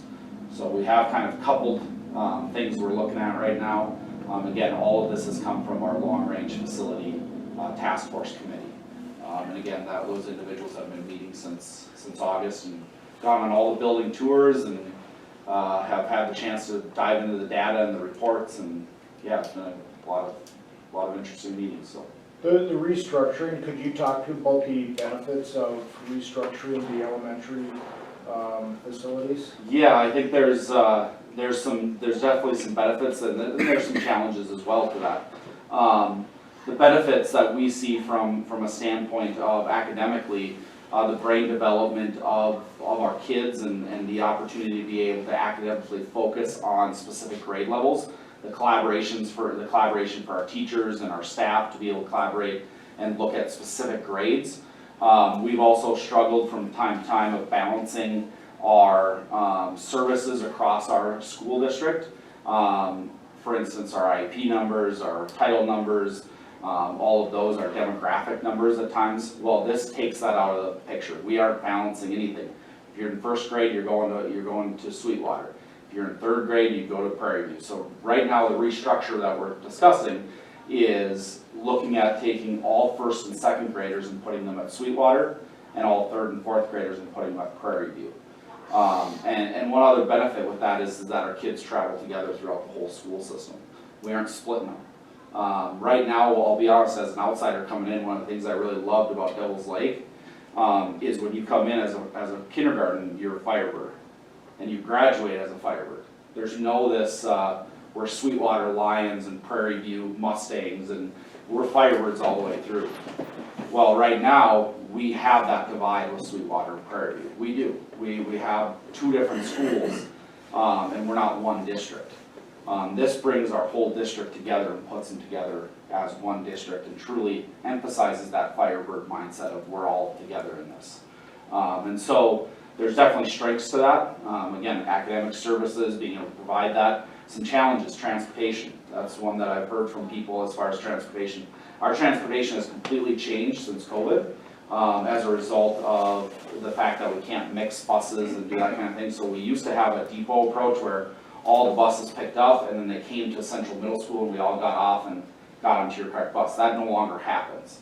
Right now what happens is every single bus goes to every single school in the morning and every single bus picks up at every single school in the afternoon. So for instance, if we have a bus right now that we have 2 siblings or 3 siblings riding the bus, they can all ride the bus together and get dropped off at each one of their schools. So you don't have to drop off at 3 different schools. The other thing is you could drop off all your kids, all 4 or 5 kids at one school. Those older kids could get on a bus then that drops off at that school and get to the other schools. So really you don't have to, it's gonna take some planning and arranging as far as what time they need to be there and some of those aspects. But we have that all set up and a system set up where we can provide that transportation. The other thing we gotta realize is that we do live in Devil's Lake, North Dakota, and it is a 5-minute drive. I drop off my kids in the morning, it's a 5-minute drive from one place to the next. And so I understand that. It's not like a Fargo or Grand Forks where we're driving 20 minutes across the way. So, but that is a challenge. That is definitely a challenge. Another challenge is we're gonna be looking at, again, a change for staff and for personnel that is going to be happening. It's also a transition for students, which obviously transitioning students to a different school is sometimes tough. However, I believe strongly that our staff is well equipped to make those transitions. We do that on a yearly basis. Every year we do visits at different schools. We are well equipped as a staff to provide that transition as seamlessly as possible. And so some of those challenges I'm fully aware of, but I think there's also strengths to that aspect that provide opportunities for us as a school district to move forward. I do have something for you. Yeah, for absolutely. Food for thought. Yeah. You said first, second, third, fourth when you do the restructure, right? Yep, yeah. You guys put the survey out 6, 7, 8 for the new school. There was some really misunderstanding just listening to my coworkers. Good. When you came out with the survey, I think a strong thing that would have been good is just like you're explaining now, before they could go on and actually enter information. It's fine to send out the surveys, but you should have locked it until you could actually explain to the public what your plans were, because I think you're gonna get some not very good results back because they didn't have what you just gave to us. Right. It's like the 5th grade right now, the way you explained it to us is getting left out there because they don't know there's that not for sure, and the 5th grade class is very large. Yep. So there's that not for sure. Yep. So that when you put out your information Thursday, I would really clarify that And because that's one we'll touch on, and that's one thing the committee discussed is, where is 5th grade, where should 5th grade position correctly? We've had that talked a lot, and so when we did the additional research on 5th grade, we're actually the only Class A school in the state that has 5th grade at the middle school. So for instance, we're the only Class A school that has that. When I talk about that, I'm talking specifically at middle school. Obviously there's K-12 schools and K-8 schools and there's all those, but we're the only Class A state, and we're actually one of only 4 across the whole state that has 5th grade in the middle school. And there's some reasons for that. That's the social, emotional mindset of a 5th grader, probably more of an elementary feel. The brain development of a 5th grader, probably not quite at the level of a 7th or 8th grader.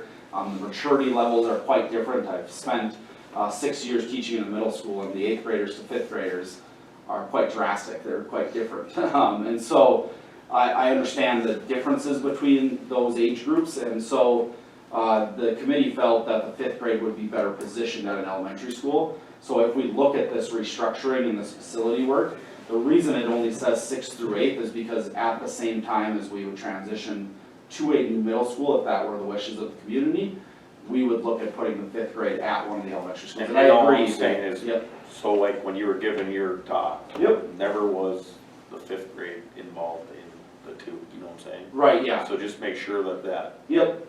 the community knows that they're not just getting left out there. Right, absolutely, and yeah, we're not gonna put a 5th grade, you know, just in an own building by themselves, yeah, so. And one of the biggest reasons I bring that up is because I have 2 5th graders. Yep, yep, You know, so I'm like, well, what's happening here?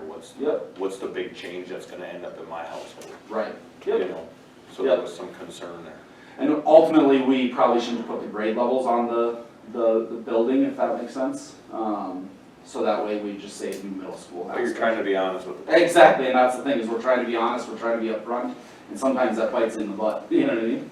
But we try to do as much as we can to be honest and upfront with them, so. Could you touch on the ag program? What you're gonna do Yeah, there? absolutely, great question. So, LACTC currently, right now, we don't have an egg program, we previously did, but we're looking at adding an egg program back in. So we applied for a grant, a Cte Grant, through the state, which is a matching grant, 50 for 50. And we applied for 1.2 million, and then we'd have to find the matching funds to add to that. And so basically we'd be looking at a $2.4 million project to add an egg facility to our current building of Lake Area Career Technology Center. That would allow us to have a shop, some classrooms, and it would actually be positioned right across the street basically from the Precision Ag over at Lake Region State College, and would allow us to have that partnership as well, directly with them, and continue that. Now, a lot of it's gonna depend on that grant. I'll be honest and say that I sat in the CTE State Board meeting yesterday morning, and the original list that came out, so there's a list that came out that originally was given out by the CTE director and the committee that basically stated here are the districts that are gonna receive this grant, and Devil's Lake was on that list. It was a $1.2 million funding for us. However, the committee reconvened on the 25th, which is last Friday, just before the board meeting on Monday, and what came out in the Monday board packet meeting showed differently, and actually stripped Devil's Lake, Valley City, and Jamestown of their funding and provided more funding to Bismarck, Mandan, and others across the state, bigger school districts. So I'm actually working with our legislators right now to see what changed between the first time the committee met and the second time the committee met, and our legislators are looking into it for us to see what's going on.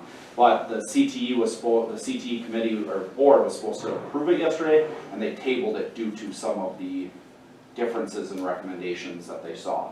Do you have a 1.2 million match money? We have started some fundraising efforts. We also have some additional, that's part of the survey, is that we would ask that with the referendum, if we were to go to that point. Additionally, we do have some funds with ESSER dollars, which is just like your guys' ARPA funds. We have about $6 million that we can dedicate to our facilities for facility changes and needs. Obviously, that's what we've identified as the biggest need right now. And so we would have those funds to dedicate to that if we needed to. However, we'd like to look at the full picture of our district, not just one aspect of it. Yeah. So yes, we would, just depending on what the survey says. So, good question. So we're looking at a lot of things if you can kind of, and we're also, like I said, working with the park board to help support in any way we can there. And again, with the county and the city, we'd love to continue to partner with you guys as well. You will keep us informed on that ag program now then, huh? Oh, I will, yes, I will, yep. Yeah, and until I hear concrete kind of decisions as far as what's gonna happen, I don't wanna get people's hopes up, you know what I mean? No. But I will definitely keep you in the loop. And I've talked to Jeff a couple times about it, and we appreciate the support that some of you have written letters for, and we appreciate the support for our grant, so. How many are on your committee? As far as which committee? State committee? The state, CTE board committee, I think there's 10 of them. So, yeah. Give me a list, will you? Oh, yeah, absolutely, yep. Do you want the board, or do you want the committee that's making the decision on the grant? Committee? Both. Okay, alright. I'll see if I can get you a list, so. Yep. I'll send some emails too. I don't know if they're- Well, and we're trying to obviously, we've applied for this grant, we put I think it was a 45-page application that we put together with letters of recommendation and all those, and we were very hopeful about it, and we saw the original list, and we were very excited, but now it sounds like that might be changing, so. I think it would be one thing in this community that would make people very excited to move forward with facilities that you need. Yeah, absolutely, yeah. Any other questions for me? Is a referendum funded through sales tax? No, we can't, as a school district, we can't do it through sales tax. Oh, that. The only way we can actually, the city is kind of, or the school is really locked in only the way we can raise taxes or get funds for facilities is really through our building fund, which is a mill levy of 10 mills, or through a referendum, which is through property tax. That's the only way we can really raise those, get facility work done within our district. Which now we're receiving ESSER funds, like I said, these $6 million are, just like the ARP funds, are never gonna come. We're never gonna get this opportunity again.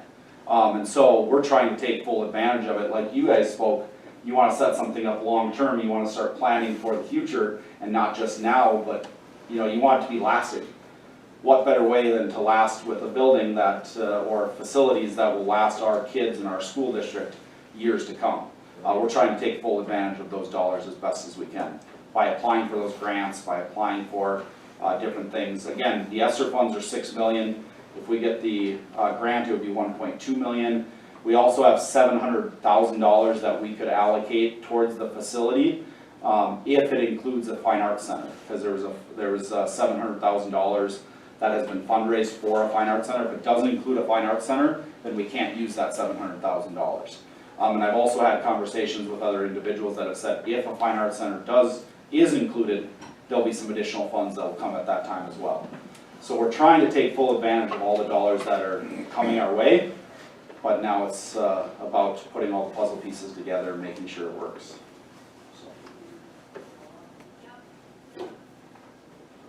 Well, we appreciate the good work you're doing, and thank you. hopefully it goes as smoothly as possible. It's a hard battle, but it's worth winning if you can, Yeah. so. Well, likewise, and thank you for the feedback, I appreciate that, because it's good for us to hear. We're always trying to be as transparent and open as possible, and come to these meetings and get what's going on, so thank you for the work you guys do as well.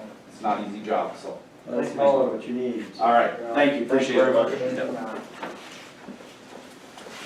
Sean, go ahead. Mine's not as pleasant. I just got off the phone this morning with our ambulance service, and we had talked about this before, but they have decided to close their doors. So that means that we have no ambulance service. We're the only one in Ramsey County. Munich is struggling. I talked to them 2 weeks ago, and they'll probably be folding as well. So we'll have ambulance services in Candu, Park River, Landa, and then Devil's Lake. So we're looking at some major areas. Satellite service for Lake Region. I guess possibility, I'll bring it to my board, but I just found out this morning, I thought I'd come up here real quick and tell you that. I'll have to look at a few options. A satellite service we cannot sustain as Lake Region ambulance service, just because there's probably gonna be 50 to 75 calls there a year, and that's not enough to staff. It won't be paramedics, it'll have to be EMTs, just because of the cost of it. But there's some other options we can look at. We'll probably donate an ambulance to that area. And then one of the possibilities is for us to man one of the stations for a while. I'll have to hire some EMTs just to make ends meet for a while, but just to let you know, I like to work with some of you because there's no more ambulance, but that's a huge, huge area in between. Big, The city and the county, are they putting anything into this up there? No, Sean, that's my initial thought, is why don't we, if you could spearhead this, we should probably get a meeting together of the representatives, representatives from Candu, from Langdon, from Cavalier, from Towner, Ramsey, and Devils Lake, and sit down and talk about this, because this is one of those things that unfortunately is so critical and has been flying under the radar, that it's become so sparse. And I think it would be good to start a multilateral dialogue about how do we ensure that services are covering our various communities. and there is something in place already that's set up for, I say no levies after it was so nice. But if we set up a service, then whatever service that we provide for that area, that is covered under other counties as well.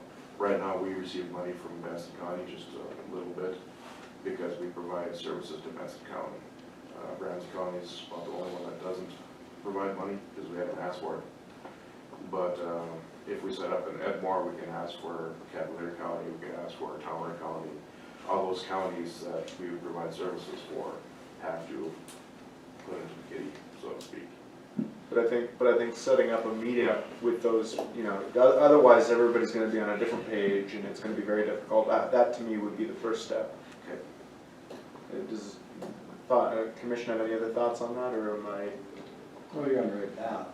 Got your people in the same room somehow. Yeah. Get on the same page. Well, we got the problem, they're out of volunteers, I would assume. Yeah, they just had 3 quit. But just, the building to keep them, and get some money to keep that going, and. Yeah, I mean, at some point in time, the costs are just gonna have to be incurred differently because we've relied on volunteers for so long and there's just nobody up there anymore comparatively to routes to be a volunteer. Yeah. But at the same time, they still need services. There's a bunch of farms up there and everything else and dangerous professions, and 45 minutes back up and 45 minutes down that's an untenable situation. I remember when I was on the NACO board, this was an issue statewide, the smaller ambulance units closing every place. Well, it's a multiple problem. You're relying on volunteers, the regulations and stuff now are it's just, and then ambulance services, you start from square one for dollars. So it's tough. We gotta do something. Sean, there's no ambulance service in Langdon at all? There is one in Langdon. There is one in There's one in Langdon, one in Park River, one in Rock Lake, Candu, Devils Lake, Michigan. So Hypothetically, the north end of the Ramsey County right now, though, I mean, you're Edmore's 45 from Devils Lakes, 27 from Langdon. I mean, you're a good 35 minutes if you're talking crummy roads in the wintertime from getting anywhere if something happens. today they'll divide up the territory in that form, and we'll end up getting a big chunk of it, so all around the county. But I still think it would be valuable to get people in the room together and see if we can't be a little more comprehensive, because again, I don't imagine that this folding of these smaller operations, I don't expect it to suddenly reverse and go the other way. Right, so it's probably worthwhile to do that. If you want my help about that, let's talk again. I'll give you a call. Get it started. Anybody have any questions? I just want to give you some good news this morning. Thanks, Sean. Thank you very much. Any other visitors and delegations? Going once, going twice. All right, let's move on to portfolios, and now we'll go to Mr. Volk. First one I got, Lake Access, we did not meet this month. Recorder and Treasurer's Office, I did not meet with them. We had a fair board meeting. We're moving on with Gleason. We talked about building, moving on with Gleason on bids. We're meeting with grant writers. Beth Black was meeting with the writer, so it'll be a possible grant, and then move on to local support to see what we can raise. And then I just have what they were put out there for what the multi-purpose building would be used for. Livestock Events, Ramsey County Achievement Days, the Clean Assist therapy events, therapeutic riding, Clean Studies events, riding lessons, FFA events, pet events, 4-H events, 4-H shooting, 4-H archery, Lake Region, Bowman archery, ATV training, farm equipment, household auction sales, livestock auctions, axe throwing, snowmobile safety courses. You got your paintball, Nerf wars, antique tractor shows, cook-off for barbecue wrestling, football, softball, your track events that can be put on there, gymnastics, RV boat shows, community entertainment, Fort Todd Little Theater vendor shows, Oktoberfest type activities, family safety events, the EMT, police, fire, what they have, soil conservation district events, blood drives, art shows, benefits for the community members, CPR certification course, motorcycle shows, weddings, funerals, North Dakota State University, boat fishing shows, search and rescue training, and the Devil's Run is what events that, some of the events that they came up that we could use this for. So I'm hoping by the next meeting, we have an amount that we can, they can present to the commission to see what kind of funds they maybe ask from us. Other than that, that's all I have. But just so you guys are all up with what the use of the building and the cost right now is right around that $1 million mark, you know, depending on what they can get from the grant and local. But they want to make sure they have a good process put together, what it's going to be used for, so that it's almost like an event center. Make sure they get it down black and white, so Yep. stay in touch. Okay, that's all I have. Thank you, Mr. Volk. Mr. Levon? Well, let's see, extension we had in this morning, highway's been here, state's attorney, so all my portfolios in the courthouse are taken care of. Library board, moving right along, nothing too exciting there. Social services, we met last month, they're doing, I'm sure everyone's heard a little bit about the redesign of,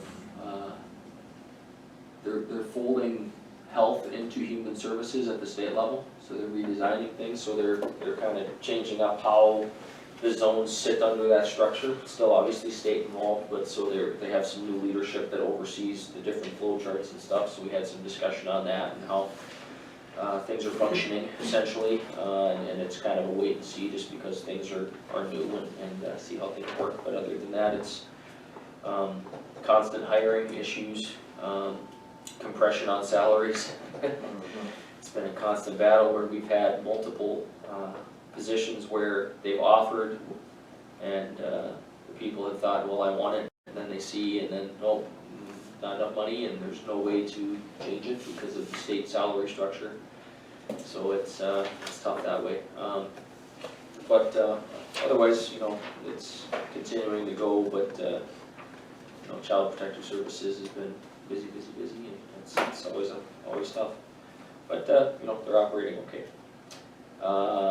Forward Devil's Lake, nothing too exciting there. We've had continuing discussions about, you know, how do we maybe possibly try to go after some of these projects that are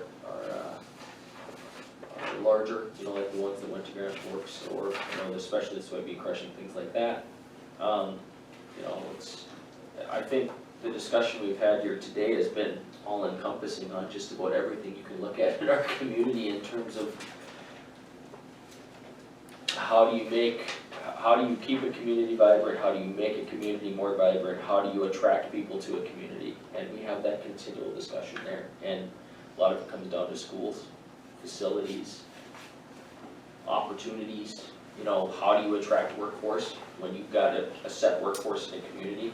The first question that businesses ask before they come in, if they're a large business, are what kind of workforce do you have, how easy can we get employees, and are they skilled? And getting people to move into Devil's Lake, if we're looking for skilled workforce, the first questions they ask are healthcare, school system. That's simple. Healthcare, school system. And we have a quality school system, but if you, I hate to put it this way, but I mean, we're on camera and everything, but my son plays 6th grade basketball, we play traveling tournaments. Every school we go to is a better facility than our school system has. every school. Every last one. And I'm not faulting our school system. We've done a lot with what we have, but there are physical limitations and things of that nature. I'm not advocating one side or the other here. I'm just saying that, you know, when people come in from other places and they wanna move here, what are they looking for? They're generally younger couples, or they're looking possibly at some point to have a family. They're looking at the school system, they're looking at the healthcare eventually maybe they're going to receive. And those are your selling points to your community, whether it's a business coming in, whether it's an individual coming in. So I think those discussions we're having at this level, it's hopeful to me that we're starting to have those discussions as a community on how do we make ourselves a really vibrant place where people wanna move to and people wanna stay. But it's gonna be a heavy lift, and we have to continue to talk about it, but that's some of the stuff we've been bouncing around over there too, you know, just that it's a lot different than I think it probably was 15 or 20 years ago, where you just try to get a business. That's not how it works anymore. It's what do you have as a community to keep and attract people, and it's an all-encompassing approach, and I think that Brad understands that, and we've been having those discussions a lot. Lastly, I guess, North Central Housing Authority, I think things are running okay. The problem we've been running into is HUD is a pain in the butt. And I will say that on camera because they are a pain in the butt. In terms of funding and how you want to unlock your funding and all those things and all the reports. But Tim's trying to work through it. You know, it's just one thing after the other in terms of roadblocks, in terms of what they're asking for and what they're looking for and stuff like that. He's getting frustrated. Understandably so, but we're working on it, and hopefully we'll continue to move forward. But we have good staff, we're all staffed up over there, which is a positive thing. They're making progress, so we'll continue to try to focus on what affordable housing for the community, for the people that need it, so that's what we're working on there. Other than that, I think that's all I have. Perfect. Commissioner Fred?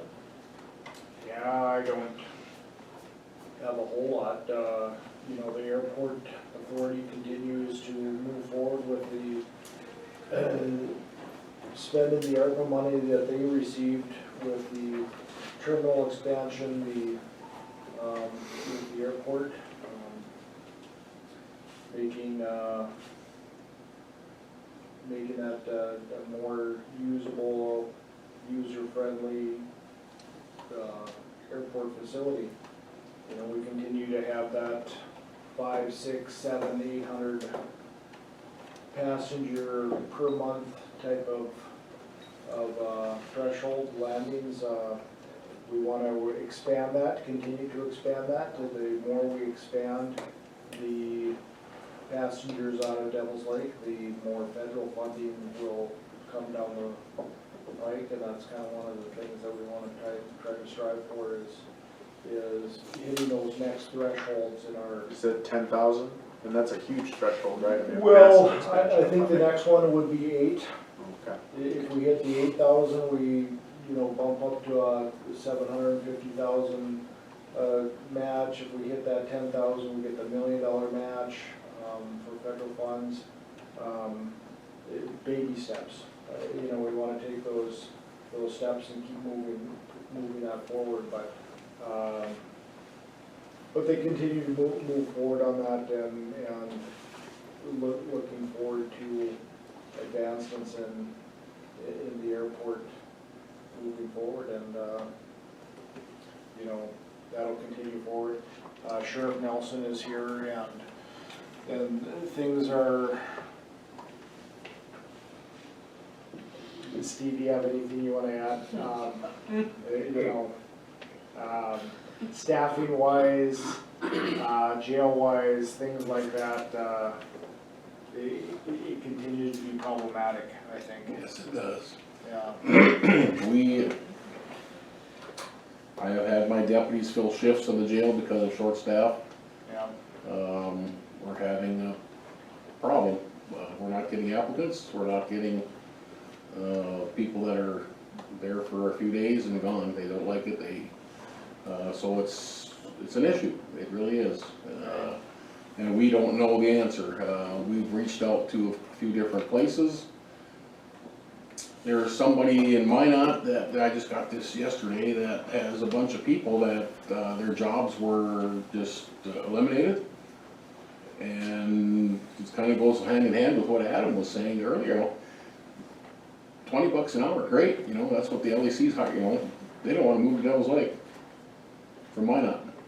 They don't care, they'll just do without a job versus coming to move here and get a $20 an hour job. What do you do? It's a struggle, and we're continuing to push it. The captain that they hired starts today, he should be there today. So ground zero will start over and start moving forward and getting him involved and going. So that's a positive thing.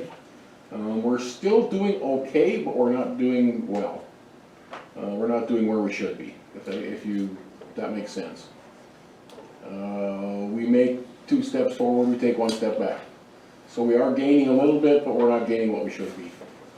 And like I say, it's a lot boils down to staffing levels.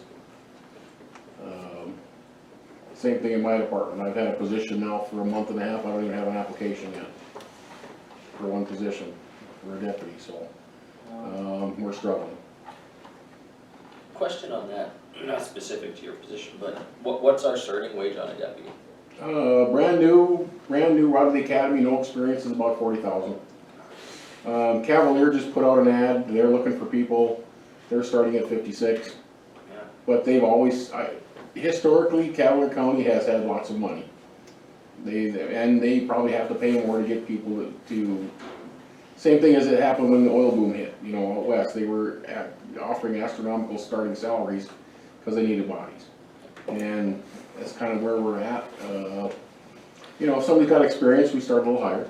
Why I ask is I just saw Wells County, I think, put out one too, and I think they were at 45 to 47 or something. The last guy we started here, December, I think he started at 42 something.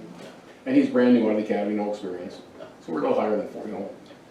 But then again, you add in the benefit package of full health care for family plan, which is huge. A lot of other places have gone down to the single plan. You know, they'll pay the single plan, and then if you want family, then you pay the extra out of your own pocket. So I mean, that's a huge benefit, and they don't realize that. You know, that's money out of your pocket that you're not having to pay because the county's picking it up for you. So that's a tough sell. But anyway. It's $28,000 a year. Yeah. And that's, you know, that's nothing you see, but it's huge. Yeah, other than that. Well, anyway, we're still continuing to fight. We're doing well. I'm on my way to Bismarck tomorrow. I'm going in front of the jail administrators board to push the CO basic school that we've been working on. So I'll let you know. I said I got on the agenda for tomorrow to push them to get something going so we have it a little easier for us to do our CO training. I also mentioned it to DOCR and kind of poked the bear there and said, you're requiring this, why aren't you helping us? So What answer did you get? he's gonna look into it, but he didn't say anything, he didn't tell me no. He didn't tell me that. He kind of agreed that, you know, I said, you know, the state's requiring this, how come you aren't helping us? I mean, it's a requirement by you guys. They used to. They did, and so anyway, I'm pushing buttons and I'm trying and we're moving along on that front and I'll know. So Friday, we will be hosting a meet and greet for our new employees and new positions at the Law Enforcement Center. I think 11 to 1 on Friday, we're having a meet and greet, meeting a new captain. Oh, the captain, okay. Well, and there's some new positions. They made Star a deputy director. Deputy director, stars and deputy director. They're having the new 911 coordinator and new 911 lieutenant. Which would be Sarah and Trish. Yep. Who've been their employees forever, so I mean, it's just changing a level. Yeah.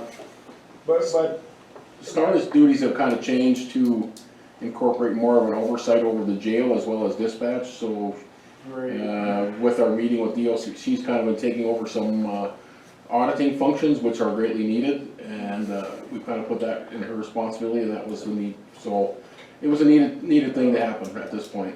11 to 1 on Friday at the LEC if anybody's interested. Are there donuts? I'm sure there will be There donuts. probably more than donuts, I'm guessing. It's Yeah. a good, I think, hey, we got people moving positions, it's a good reason to have a little, Absolutely. meet and greet, have a little food, have a little. So, Other than that, things are moving and yeah, we're probably looking at transporting a few more inmates, in different locations, here in the next week. But, we'll take care of it. Mr. Baki, what's the starting salary for a starting teacher? 42. 42. 40 for a new deputy. Housing continues to be an issue. Yeah, so. Yeah, well, housing is another thing, we talk about that for Devil's Lake all the time Yeah, too, you know, all the how time. quality, single-family homes and, you know, apartments are great too. Affordable. You look at affordability is the Affordable is main the thing. main word. You know, somebody at $40,000. Devil's Lake real estate is higher than comparable new build real estate in several of the bigger cities. I mean, ridiculous. You have a lot of things that are. At a $40,000 starting salary, you can't afford a $200,000 house. No. And there aren't very many of those out there either. So it is a problem. Thank you, Sheriff. Anything else, Mr.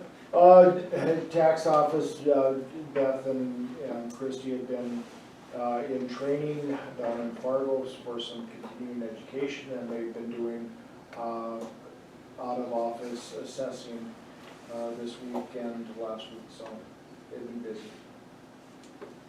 That's about all I have. Thank you, sir. Mr. Brown? Yeah, senior meals hasn't met. These guys took her to jail, so pretty good. But one comment about the airport, it's a good way to use your ARPA money. Yeah, I mean, it's gonna be an attraction for the community. yeah, You get those runways where they're supposed to be and the terminal, and yeah, it's a good way to use it. yeah, All yeah, the people can use that yeah. facility. So, it's a great facility, it's good, and we're working on making it better, so. Look forward to see the captain out there. Hope you got answers. You haven't seen him yet, Steve, huh? I haven't seen him yet. No, he just started this morning, so. So, That's all I got. Okay. I just have 3 quick things. Dakota Prairie Community Action Agency got a clean audit on their, they've got an annual audit that they normally do. District Health is meeting, I believe, tomorrow to decide on who to interview for administrator, and I think that they got about a dozen applications. I don't know how many of those are qualified. The only other thing is, we just had a North Central Planning Council meeting. They appear to be having major issues working with the state. Bad enough that they had the state legislators in the meeting, invited to come, and so they sat in, and what it apparently comes down to is that the audit and responsibility requirements would now fall squarely on and perpetually on the pass-through entity. So if there was yeah, I knew you wanted to hear that. So if there was a request from within the county, it would be the auditor's job to now administer that they don't want North Central Planning or the various regional councils to do it, they want the entities to. And that they want them to bear responsibility for that administrating and auditing work permanently. So this is from the state auditor, that's. No, this is, I think, comes from Commerce. And so it's that, and then they, what was it, they jacked the minimum requests from Commerce up to $100,000, which basically, the feeling was among the people in North Central Planning was that it was a ham-fisted attempt to reduce the number of applications that they had to go through for funding, but that it would severely punish smaller communities with smaller projects, right? Because a lot of these projects don't need $100,000, but they're still very necessary, and there's no money to do them otherwise. So they're working on it. They got the state legislators working on it, so hopefully that comes to a resolution, but it was very disappointing to hear at that meeting, so I figured I'd fill you guys in that there's that challenge going on as well. So, anything else for the good of the order? Well, since we have all our first responder agencies here in the county highway, anybody have any concerns with, spring flooding? Yep. Speaking of, and not, it is a highway department, did we have did we have a pushing with the, dozer off the road in places?